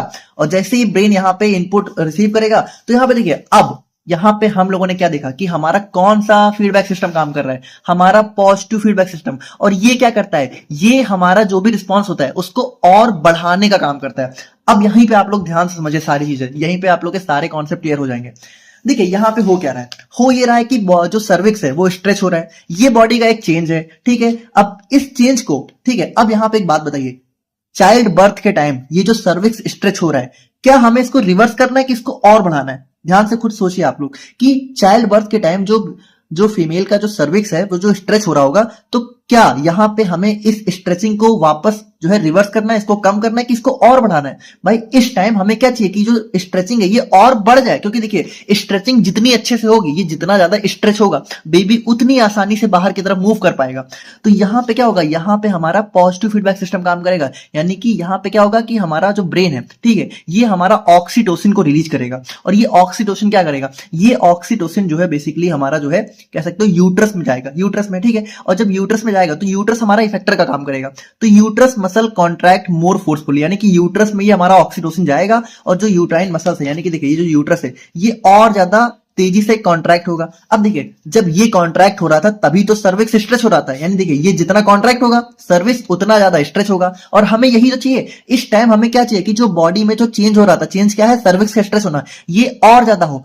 अच्छा यहीं पे आप सोच लीजिए, अगर यहाँ पे नेगेटिव फीडबैक सिस्टम काम करता तो क्या करता, ये चेंज को रिवर्स करता, यानी जो सर्विक्स जो स्ट्रेच हो रहा था ये उसको दोबारा से नॉर्मल कंडीशन में लाता। और अगर ये नॉर्मल कंडीशन में लाएगा तो क्या बेबी बाहर आ पाएगा, नहीं आ पाएगा। तो इसीलिए यहां पे हमारा कौन सा सिस्टम काम करेगा, पॉजिटिव फीडबैक सिस्टम, यानी जो कि चेंज को बढ़ाएगा। तो पॉजिटिव फीडबैक सिस्टम कैसे काम किया, हमारे ब्रेन ने रिलीज किया ऑक्सीटोसिन। ऑक्सीटोसिन हमारे टाइप का हार्मोन होता है और ये क्या करता है, ये यूट्रस को कॉन्ट्रैक्ट करने में हेल्प करता है। तो जब ऑक्सीटोसिन रिलीज होगा तो यूट्रस कॉन्ट्रैक्ट होगा, ये जितना कॉन्ट्रैक्ट होगा सर्विक्स उतना ज्यादा स्ट्रेच होगा। ठीक है, तो यहां पे देखिए यूट्राइन मसल्स कॉन्ट्रैक्ट मोर फोर्सफुली, जिसकी वजह से क्या होगा, बेबीज बॉडी स्ट्रेच सर्विक्स मोर। तो जितना ज्यादा ही कॉन्ट्रैक्ट होगा उतना ज्यादा बेबी की बॉडी स्ट्रेच को मतलब सर्विक्स को हमारा स्ट्रेच करेगी। स्ट्रेच मतलब इसको खींचेगी, है ना, इसको थोड़ा बढ़ाएगी। जैसे जैसे जैसे ये देखिए, ये हमारा यूट्रस का नॉर्मल स्पेस है, लेकिन अगर बेबी को बाहर निकलना है तो इसको थोड़ा सा चौड़ा करना पड़ेगा, है ना, इसको स्ट्रेच करना पड़ेगा। तो ये बेबी की बॉडी है वो इसको स्ट्रेच करेगी। और देखिए जब स्ट्रेच करते करते फाइनली क्या होगा कि जैसे ही यहाँ पे स्ट्रेच करके बेबी की डिलीवरी हो जाएगी, तो यहाँ पे देखिए birth of baby decreases stretching of cervix thus breaking the positive feedback cycle. और देखिए जैसे ही बेबी का बर्थ हो जाएगा तो भाई देखिए बर्थ हो गया, यानी कि यहाँ पे क्या हुआ, अब हमारा काम खत्म हो गया। तो अब यहाँ पे देखिए जो स्ट्रेचिंग हो रही थी उसको अब बंद भी तो करना है। तो यहाँ पे हमारा जो है जैसे ही बेबी का बर्थ हो जाएगा, ठीक है, तो स्ट्रेचिंग की तो जो सर्विक्स यहाँ पे स्ट्रेच हो रहा था वो खत्म हो जाएगा और जो पॉजिटिव फीडबैक साइकिल थी वो यहाँ पे एंड हो जाएगी। अब यहाँ पे देखिए एक चीज अगर आप लोग यहाँ पे और भी देखो तो बेबीज बॉडी स्ट्रेच सर्विक्स मोर, यानी कि देखिए जैसे ही ऑक्सीटोसिन रिलीज हुआ था यहाँ पे यूट्रस क्या हो रहा था, कॉन्ट्रैक्ट हो रहा था। ये कॉन्ट्रैक्ट हो रहा है तो हमारा सर्विक्स और ज्यादा स्ट्रेच हो रहा है। अब यहाँ पे इंपॉर्टेंट चीज क्या है, increased stretching of cervix causes release of more oxytocin which results in more stretching of cervix। देखिए ये थोड़ा सा इस लाइन को ध्यान समझिएगा कि जितना ज्यादा सर्विक्स स्ट्रेच होगा, देखिए यहां पे सबसे पहले ऑक्सीटोसिन किसने रिलीज किया, कंट्रोल, यानी कि ब्रेन ने ऑक्सीटोसिन रिलीज किया। तो ये क्या किया, यह हमारे यूट्रस में गया, यूट्रस को कॉन्ट्रैक्ट किया। अब जब यूट्रस कॉन्ट्रैक्ट हुआ तो सर्विक्स स्ट्रेच हुआ। अब देखिए यहां पे होता क्या है कि जब सर्विक्स स्ट्रेच होता है तो हमारा और ज्यादा ऑक्सीटोसिन रिलीज होना स्टार्ट हो जाता है। मतलब कि अब यहाँ पे ऑक्सीटोसिन हमारा ब्रेन की वजह से नहीं बल्कि सर्विक्स के स्ट्रेस होने से रिलीज हो रहा है। और देखिए जितना ज्यादा ऑक्सीटोसिन रिलीज होगा उतना ज्यादा यूट्रस और कॉन्ट्रैक्ट करेगा, और जितना ज्यादा यूट्रस और कॉन्ट्रैक्ट करेगा उतना ज्यादा सर्विक्स और स्ट्रेच होगा। यानी कि देखिए ये एक जो है कह सकते हो साइकिल चलने लगती है, ठीक है, कि जितना ज्यादा सर्विक्स और स्ट्रेच होगा उतना ज्यादा ऑक्सीटोसिन रिलीज होगा और उतना ज्यादा हमारा सर्विक्स और स्ट्रेच होता जाएगा। यानी कि देखिए और जितना ज्यादा स्ट्रेच होगा उतना हमारे लिए अच्छा रहेगा। और ये साइकिल कब खत्म होती है, ये साइकिल तब खत्म होती है जब यहाँ पे बेबी का बर्थ हो जाता है। ठीक है, तो इस तरीके से हमें हमारा पॉजिटिव फीडबैक सिस्टम देखने को मिलता है। आई होप कि आप लोग समझ गए होंगे। बाकी देखिए इस तरीके से हमने देखा कि किस तरीके से हमारे बॉडी के पॉजिटिव और नेगेटिव फीडबैक सिस्टम मिलके हमारी बॉडी में होम्योस्टेसिस को मेंटेन करने का काम करते हैं। और अब हम लोग यहाँ पे फाइनली बात करते हैं अपने आज के लास्ट टॉपिक के बारे में, जो कि हमारा होने वाला है बेसिक एनाटॉमिकल टर्मिनोलॉजी। तो बात करें हम लोग यहाँ पे अपने बेसिक एनाटॉमिकल टर्मिनोलॉजी के बारे में, तो देखिए अगर हम लोग यहाँ पे इस सेंटेंस को देखें तो इसमें हमारे दो मेजर वर्ड दे रखे हैं, एनाटॉमिकल, टर्मिनोलॉजी। देखिए एनाटॉमिकल मतलब हम लोगों ने देखा कि स्ट्रक्चर से रिलेटेड, और टर्मिनोलॉजी का मतलब हमारे कुछ टर्म्स हो गए, कुछ शब्द हो गए। देखिए इसमें कुछ खास नहीं है, हम लोग बस कुछ ऐसे प्रोफेशनल वर्ड्स को देखेंगे जो कि हम लोग यहाँ पे मेडिकल लैंग्वेज के टर्म में यूज करते हैं अपने बॉडी के स्ट्रक्चर्स को डिफाइन करने के लिए। देखिए बहुत सिंपल समझे कि इसमें ऐसे समझे कि जैसे जो मेडिकल प्रोफेशनल्स होते हैं, जैसे फार्मासिस्ट हो गए, नर्सेज हो गए, डॉक्टर्स हो गए, तो वो जब यहाँ पे कुछ भी बॉडी से रिलेटेड किसी चीज के बारे में बात करते हैं तो कुछ प्रोफेशनल टर्म्स का वो यूज करते हैं। तो उन्हीं प्रोफेशनल टर्म्स को हम लोग यहाँ पे देखेंगे, बाकी कुछ खास इसमें है नहीं। Anatomical terminology provides a common language to describe body structure, position and movement. ठीक है, तो यहाँ पे हम लोग देखेंगे कि कौन कौन से वो कॉमन, मतलब ये हम लोग एक नए टाइप का लैंग्वेज टर्म्स है, ठीक है, जिसको हम लोग यहाँ पे बॉडी के स्ट्रक्चर, पोजीशन और मूवमेंट को डिफाइन करने के लिए करते हैं। अभी हम लोग देखेंगे। बाकी it ensures that medical and health professionals can communicate without confusion. और यहाँ पे मेडिकल और हेल्थ प्रोफेशनल्स क्या होते हैं, इन्हीं टर्म्स का यूज करके आपस में कम्युनिकेशन करते हैं। अब देखिए इसमें सबसे पहला आ जाता है एनाटॉमिकल पोजीशन। देखिए एनाटॉमिकल पोजीशन क्या होती है, देखिए जैसे मान लीजिए कि कोई भी डॉक्टर है, कोई भी फार्मासिस्ट है, फिर कोई भी है, अगर वो बॉडी के किसी भी पार्ट को, किसी भी स्ट्रक्चर के बारे में कुछ भी बात कर रहा है तो वहां पे क्या एज्यूम किया जाता है, वहां पे ये एज्यूम किया जाता है कि जो हमारी बॉडी है, ठीक है, वो हमारी कुछ इस पोजीशन में हमें देखने को मिलेगी और इसी पोजीशन को हम लोग बोलते हैं एनाटॉमिकल पोजीशन। यानी जब भी हम लोग बॉडी के बारे में कुछ भी बात करते हैं तो हम ये एज्यूम करते हैं कि बॉडी हमारी इस पोजीशन में। अब इस पोजीशन में देखिए कुछ अगर आप लोग स्पेशल चीजें देखो तो इस पोजीशन में क्या क्या है। सबसे पहला स्टैंडिंग अपराइट, यानी कि देखिए जो भी हमारा पर्सन है वो क्या है, एकदम अपराइट स्टैंड खड़ा है, ठीक है, एकदम सीधे खड़ा हुआ है। उसके बाद देखिए दूसरा क्या है, फेसिंग फॉरवर्ड, तो देखिए यहाँ पे वो सामने की तरफ देख रहे हैं, ठीक है। और उसके बाद तीसरा क्या है, feet flat and slightly apart, ठीक है। तो यहाँ पे देखिए जो भी उसके पंजे हैं, जो भी उसका पैर है वो सामने की तरफ है, ठीक है, जो भी उसके फीट हैं वो सामने की तरफ है। और उसके बाद देखिए आर्म्स एट द साइड्स, और देखिए जो भी उसके हाथ हैं वो यहाँ पे साइड्स में है ना। ऐसा नहीं है कि हाथ हमारा ऊपर उसने उठाया हुआ है या फिर पीछे किया हुआ है, आर्म्स एकदम साइड्स में है, ठीक है, साइड्स में। और जो पाम्स है, यानी कि देखिए जो भी हथेली है उसकी, देखिए ये भी जो हथेली आप लोगों को दिख रही है, फेसिंग फॉरवर्ड, यानी कि ये सामने की तरफ है। तो बस इसमें और कुछ नहीं है। एनाटॉमिकल पोजीशन का मतलब है it defines as standard reference position of the body, यानी कि जब भी हम लोग बॉडी के बारे में कुछ भी बात करते हैं तो यहाँ पे एज्यूम किया जाता है कि बॉडी हमारी कुछ इस पोजीशन में है, बस और कुछ नहीं। समझ गए ना आप लोग। एनाटॉमिकल पोजीशन मतलब क्या होता है कि बॉडी हमारी सीधे खड़ी है, हाँ पंजे हमारे सामने की तरफ है, हाँ हथेली हमारी सामने की तरफ दिख रही है, और जो फेस है वो भी यहाँ पे सामने की तरफ जो है फॉरवर्ड है। तो बस यही होती है हमारी यहाँ पे एनाटॉमिकल पोजीशन। अब नेक्स्ट हमारा इसके अंदर आ जाते हैं एनाटॉमिकल प्लेन्स। अब इसको थोड़ा सा ध्यान से समझिएगा। ये हमारी एक इमेजिनरी लाइन होती है जो कि बॉडी को दो पार्ट्स में डिवाइड करती है, ठीक है। मतलब एनाटॉमिकल प्लेन्स क्या होते हैं, एक हमारी इमेजिनरी लाइन जो कि बॉडी को दो हिस्सों में डिवाइड करती है। अब ये देखिए, अब ये किस तरीके से अलग डिवाइड कर रही है, उसी के बेसिस पे हमारे इसके जो है 3 टाइप हमें देखने को मिलते हैं। तो इसको थोड़ा सा आप लोग यहाँ पे ध्यान से देखिएगा। जैसे इसमें सबसे पहला आ जाता है सजाइटल प्लेन। तो देखिए ये क्या करता है, divides body into right and left part. तो यहाँ पे देखिए ये हमारा होता है सजाइटल प्लेन, यानी कि देखिए अगर हमारी बॉडी को हमने लेफ्ट और राइट दो हिस्सों में डिवाइड किया किसी भी प्लेन से, तो वो हमारा हो जाता है सजाइटल प्लेन। यानी कि एक हमारा इमेजिनरी प्लेन है, हमने एज्यूम किया, इसको हमने क्या किया, इसकी हेल्प से हमने बॉडी को दो लेफ्ट और राइट पार्ट में डिवाइड किया। जैसे देखिए ये वाला पार्ट हमारा क्या हो गया, वाला पार्ट हमारा राइट हो गया और वो वाला पार्ट हमारा लेफ्ट हो गया, है ना। जैसे यहाँ पे भी अगर आप लोग एक और देखना चाहो तो देखिए ये हमारा सजाइटल प्लेन हो गया, जहां पे बॉडी को एक हमारा राइट पार्ट हो गया, एक हमारा लेफ्ट पार्ट में हमने डिवाइड कर दिया। अब देखिए अगर यही सजाइटल प्लेन हमारा बिल्कुल इक्वल राइट और इक्वल लेफ्ट पार्ट में डिवाइड कर रहा है बॉडी को, तो इसी को हम लोग यहाँ पे मीडियन प्लेन के नाम से जानते हैं। देखिए सजाइटल प्लेन का मतलब कोई भी प्लेन जो बॉडी को दो राइट और लेफ्ट पार्ट में डिवाइड करे। अब हो सकता है कि जो राइट पार्ट है वो थोड़ा ज्यादा हो सकता है लेफ्ट पार्ट थोड़ा ज्यादा हो, ये यहाँ पे सजाइटल प्लेन में फिक्स नहीं होता है। लेकिन अगर ये जो सजाइटल प्लेन है ये बॉडी को इक्वल, ठीक है, बिल्कुल 20 से डिवाइड कर रहा है, 20 से राइट और लेफ्ट पार्ट, यानी दोनों जो राइट और लेफ्ट पार्ट है वो बराबर है, तो इसी सजाइटल प्लेन को हम लोग यहाँ पे मीडियन प्लेन के नाम से जानते हैं। बस सिंपल है, समझ गए ना आप लोग। उसके बाद देखिए दूसरा हमारा आता है फ्रंटल या फिर कोरोनल प्लेन। तो यहाँ पे देखिए अब ये क्या करता है, ये हमारी बॉडी को एंटीरियर और पोस्टीरियर यानी कि फ्रंट और बैक से दो पार्ट में डिवाइड करता है। यानी कि देखिए ये बॉडी को आगे और पीछे दो हिस्सों में डिवाइड करता है। जैसे ये देखिए ये हमारा हो जाता है फ्रंटल प्लेन। तो यहाँ पे देखिए इसने क्या किया, ये बॉडी का आगे वाला हिस्सा हो गया और इसके पीछे, इस फ्रंटल प्लेन के पीछे बॉडी का पीछे वाला हिस्सा हो गया। तो इसने क्या किया, बॉडी को आगे और पीछे के दो हिस्सों में डिवाइड किया। देखिए सजाइटल क्या कर रहा है, बॉडी को लेफ्ट और राइट में डिवाइड कर रहा है, और फ्रंटल क्या कर रहा है, बॉडी को आगे और पीछे दो हिस्सों में डिवाइड कर रहा है, ठीक है। जैसे यहां पे भी अगर आप लोग तो ये हमारा हो जाता है फ्रंटल प्लेन।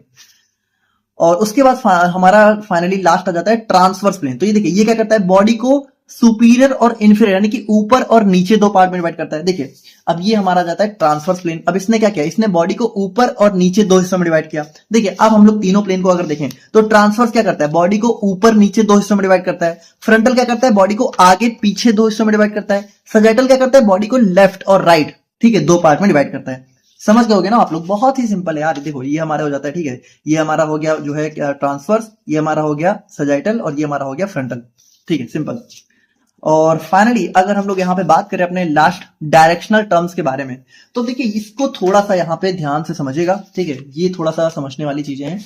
और अगर हम लोग यहाँ पे देखें तो देखिए डायरेक्शनल टर्म्स क्या होते हैं, ये हमारे कुछ टर्म्स होते हैं जो कि बॉडी की पोजीशन को जो है कह सकते हो डिफाइन करने के लिए हम लोग यूज करते हैं। जैसे कि बॉडी में किसी भी पार्ट को, जैसे मान लीजिए बॉडी में हमें किसी पार्ट को बताना, जैसे मान लीजिए हार्ट को बताना है कि हार्ट हमारी बॉडी में कहाँ है, तो उसको रिलेटिव मतलब कि बॉडी के किसी दूसरे पार्ट से जोड़कर बताने में हमारा ये हेल्प करता है। तो इसमें देखिए इसमें सबसे पहला प्लेन आ जाता है मीडियल। अब देखिए मीडियल प्लेन का मतलब क्या होता है, जैसे यहाँ पे देखिए अगर मान लीजिए बॉडी के बीचों बीच अगर हमने एक लाइन खींच दी, ठीक है, बॉडी के बीचों बीच हमने एक लाइन खींच दी, तो इस लाइन को हम लोग बोलते हैं मीडियल प्लेन। तो यहाँ पे देखिए nearer to the midline, यानी कि देखिए अब मीडियल का मतलब क्या, देखिए मीडियल का मतलब होता है कि मिड लाइन के पास में। मिड लाइन का मतलब जैसे देखिए ये जो लाइन खींची है, इस लाइन का मतलब नहीं है मीडियल। मीडियल का मतलब है इस लाइन के पास में अगर कोई चीज है तो वो हो जाता है हमारा मीडियल। अब देखिए अगर हम लोग यहाँ पे एग्जांपल से देखें तो मान लीजिए हमें हार्ट की पोजीशन बॉडी में डिफाइन करने की, हार्ट कहाँ पे है, तो हम लोग बोल सकते हैं the heart is medial to the humerus.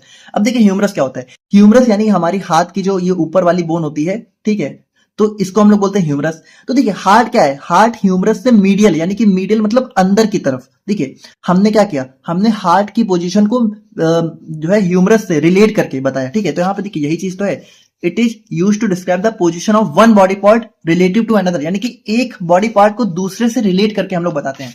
तो मीडियल का मतलब होता है कि बीच में जो भी चीजें हैं, यानी कि हमारे बॉडी में हमारे मीडियल मिड लाइन के पास जो भी चीजें हैं उसको अगर हमें डिफाइन करना होता है तो हम लोग मीडियल का यूज करते हैं। मीडियल हमारा एक टर्म है, डायरेक्शनल टर्म। डायरेक्शनल मतलब क्या, डायरेक्शन देने वाला। तो हम लोग क्या कर रहे हैं, हार्ट की डायरेक्शन बता रहे हैं। तो हार्ट की डायरेक्शन कहाँ है, ह्यूमरस से मीडियल की तरफ।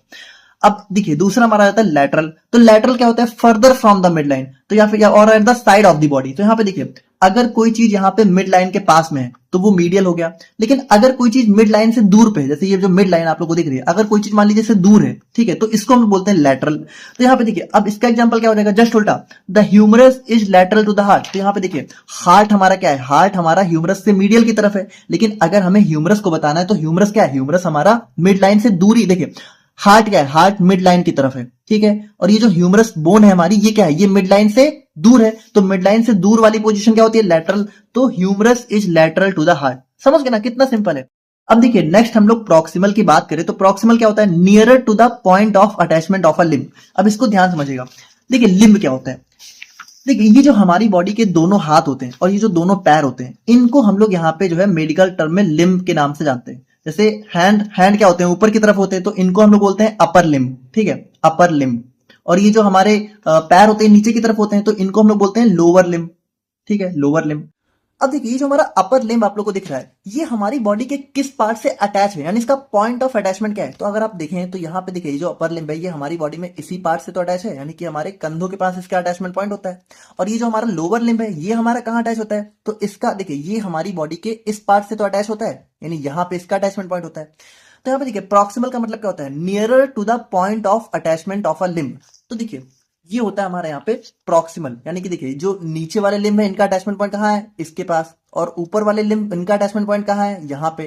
तो देखिए अगर इन दोनों जगह या फिर इन दोनों जगह मतलब ऊपर नीचे किसी भी लिम्ब के अटैचमेंट पॉइंट के पास अगर हमें किसी चीज को डिस्क्राइब करना है तो उसको हम लोग बोलते हैं प्रॉक्सिमल। जैसे एग्जाम्पल को अगर हम लोग देखें, the femur is proximal to the fibula. अब यहाँ पे देखिए, तो यहाँ पे देखिए ये जो ऊपर वाली बोन है फीमर हो गई, नीचे वाली बोन हो गई फिबुला।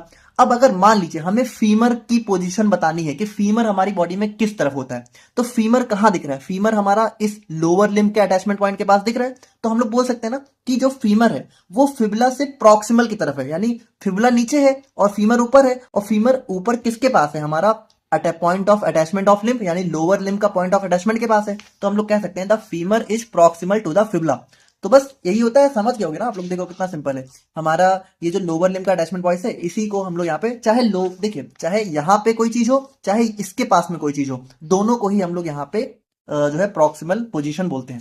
अब उसके बाद नेक्स्ट हमारे जाते हैं डिस्टल पोजीशन। अब देखिए ये जस्ट इसका उल्टा हो जाएगा, further from a point of attachment of limb और origin of a body part. तो यहाँ पे देखिए अब अगर हम लोग डिस्टल को देखें तो डिस्टल क्या होता है, पॉइंट ऑफ अटैचमेंट क्या है हमारा, अपर लिम्ब का ये है और लोअर लिम्ब का ये है। तो अगर इससे दूरी की तरफ देखिए, अगर इसकी तरफ कोई चीज होती, इसकी तरफ, ठीक है, तो वो हमारा प्रॉक्सिमल था। लेकिन अब अगर इससे दूर है, मान लीजिए इससे दूरी की तरफ कोई चीज है, तो वो हमारा हो जाता है डिस्टल, ठीक है। जैसे लोअर लिम्ब से दूरी पे अगर कोई चीज है तो वो हमारा हो गई डिस्टल। अब देखिए जस्ट इसका उल्टा हो जाएगा, यहाँ पे देखिए अगर हमें इसका एग्जांपल देखना है, the fibula is distal to the femur. तो देखिए अब अगर हमें फिबुला यानी नीचे वाली बोन की पोजीशन बतानी है तो हम लोग क्या बोलेंगे, फिबुला हमारे फीमर से डिस्टल है, यानी कि पॉइंट ऑफ अटैचमेंट से दूरी की तरफ है। बस सिंपल है।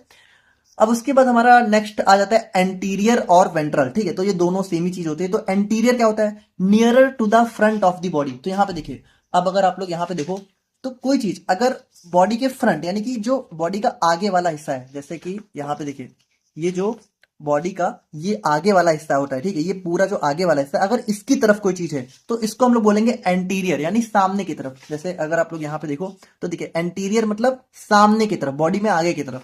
जैसे एग्जांपल की बात करें तो sternum is anterior to the vertebra.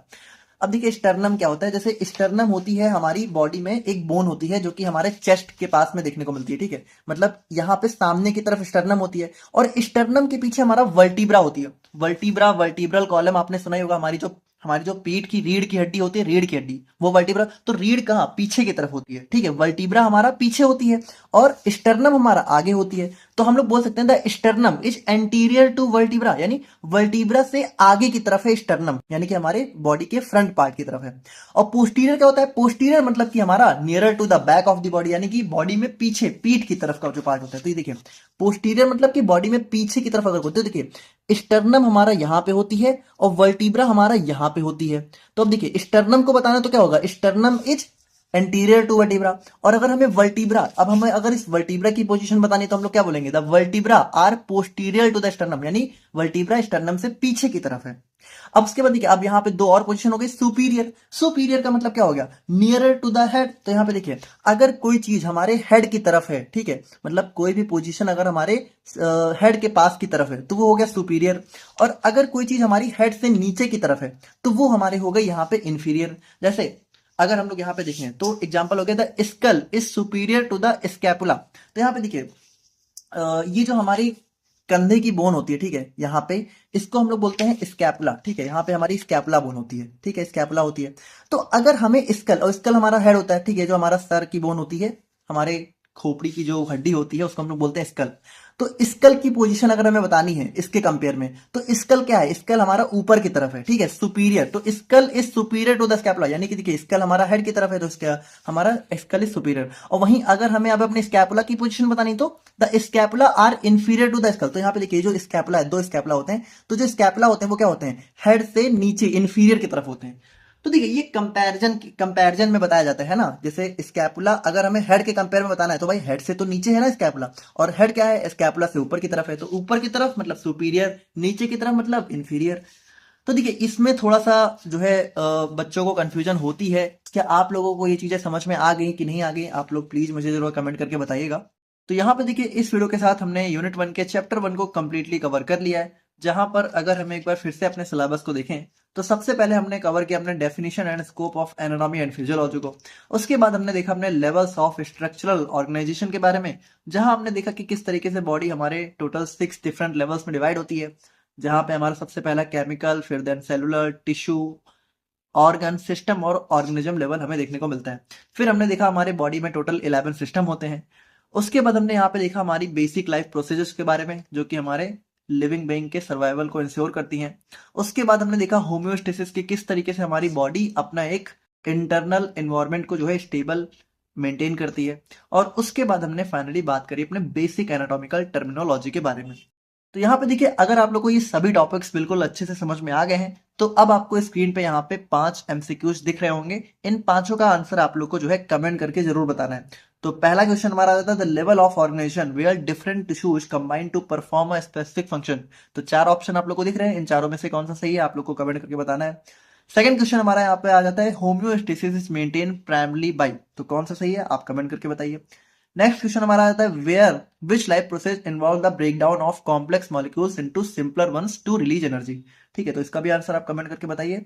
Then हमारा नेक्स्ट क्वेश्चन आ जाता है the anatomical position of the body includes all except, यानी कि एनाटॉमिकल पोजीशन जो हमारी बॉडी की होती है उसमें वो सभी ये सारी चीजें होती हैं एक को छोड़कर, तो कौन सी एक नहीं होती वो आपको बताना है। और उसके बाद व्हेन द आउटपुट इनहेंसेस और exaggerates the original stimulus it is known as. ठीक है, तो जब भी कोई आउटपुट यहाँ पे ओरिजिनल स्टिमुलस को और बढ़ा देता है तो वो क्या होता है वो आप लोगों को कमेंट करके बताना है। तो इन पांचों का आंसर आप मुझे जरूर कमेंट करके बताइएगा ताकि मुझे भी लगे आप एक सीरियस स्टूडेंट की तरह पढ़ाई कर रहे हैं। एंड देखिए ये हमारा 2025 बैच के स्टूडेंट्स के लिए हमारा पहला वीडियो था। तो वीडियो कैसी लगी आप मुझे ज़रूर कमेंट करके बताइएगा। अगर कोई चीज़ नहीं समझ में आई या फिर कुछ चेंजेस अगर आप चाहते हैं या फिर कुछ अगर आप जो है एडवाइस देना चाहते हैं, कुछ सजेशन है आपके, तो वो सारी चीज़ें आप मुझे ज़रूर कमेंट करके बताइएगा। और बाकी यहाँ तक देखा है आपने तो कमेंट करके बताइएगा। अगर अच्छी लगी तो लाइक कर दीजिएगा, बाकी आपके जो बैचमेट्स हैं उनके साथ भी शेयर कर दीजिएगा। और बाकी मिलते हैं नेक्स्ट वीडियो में, तब तक के लिए थैंक यू सो मच।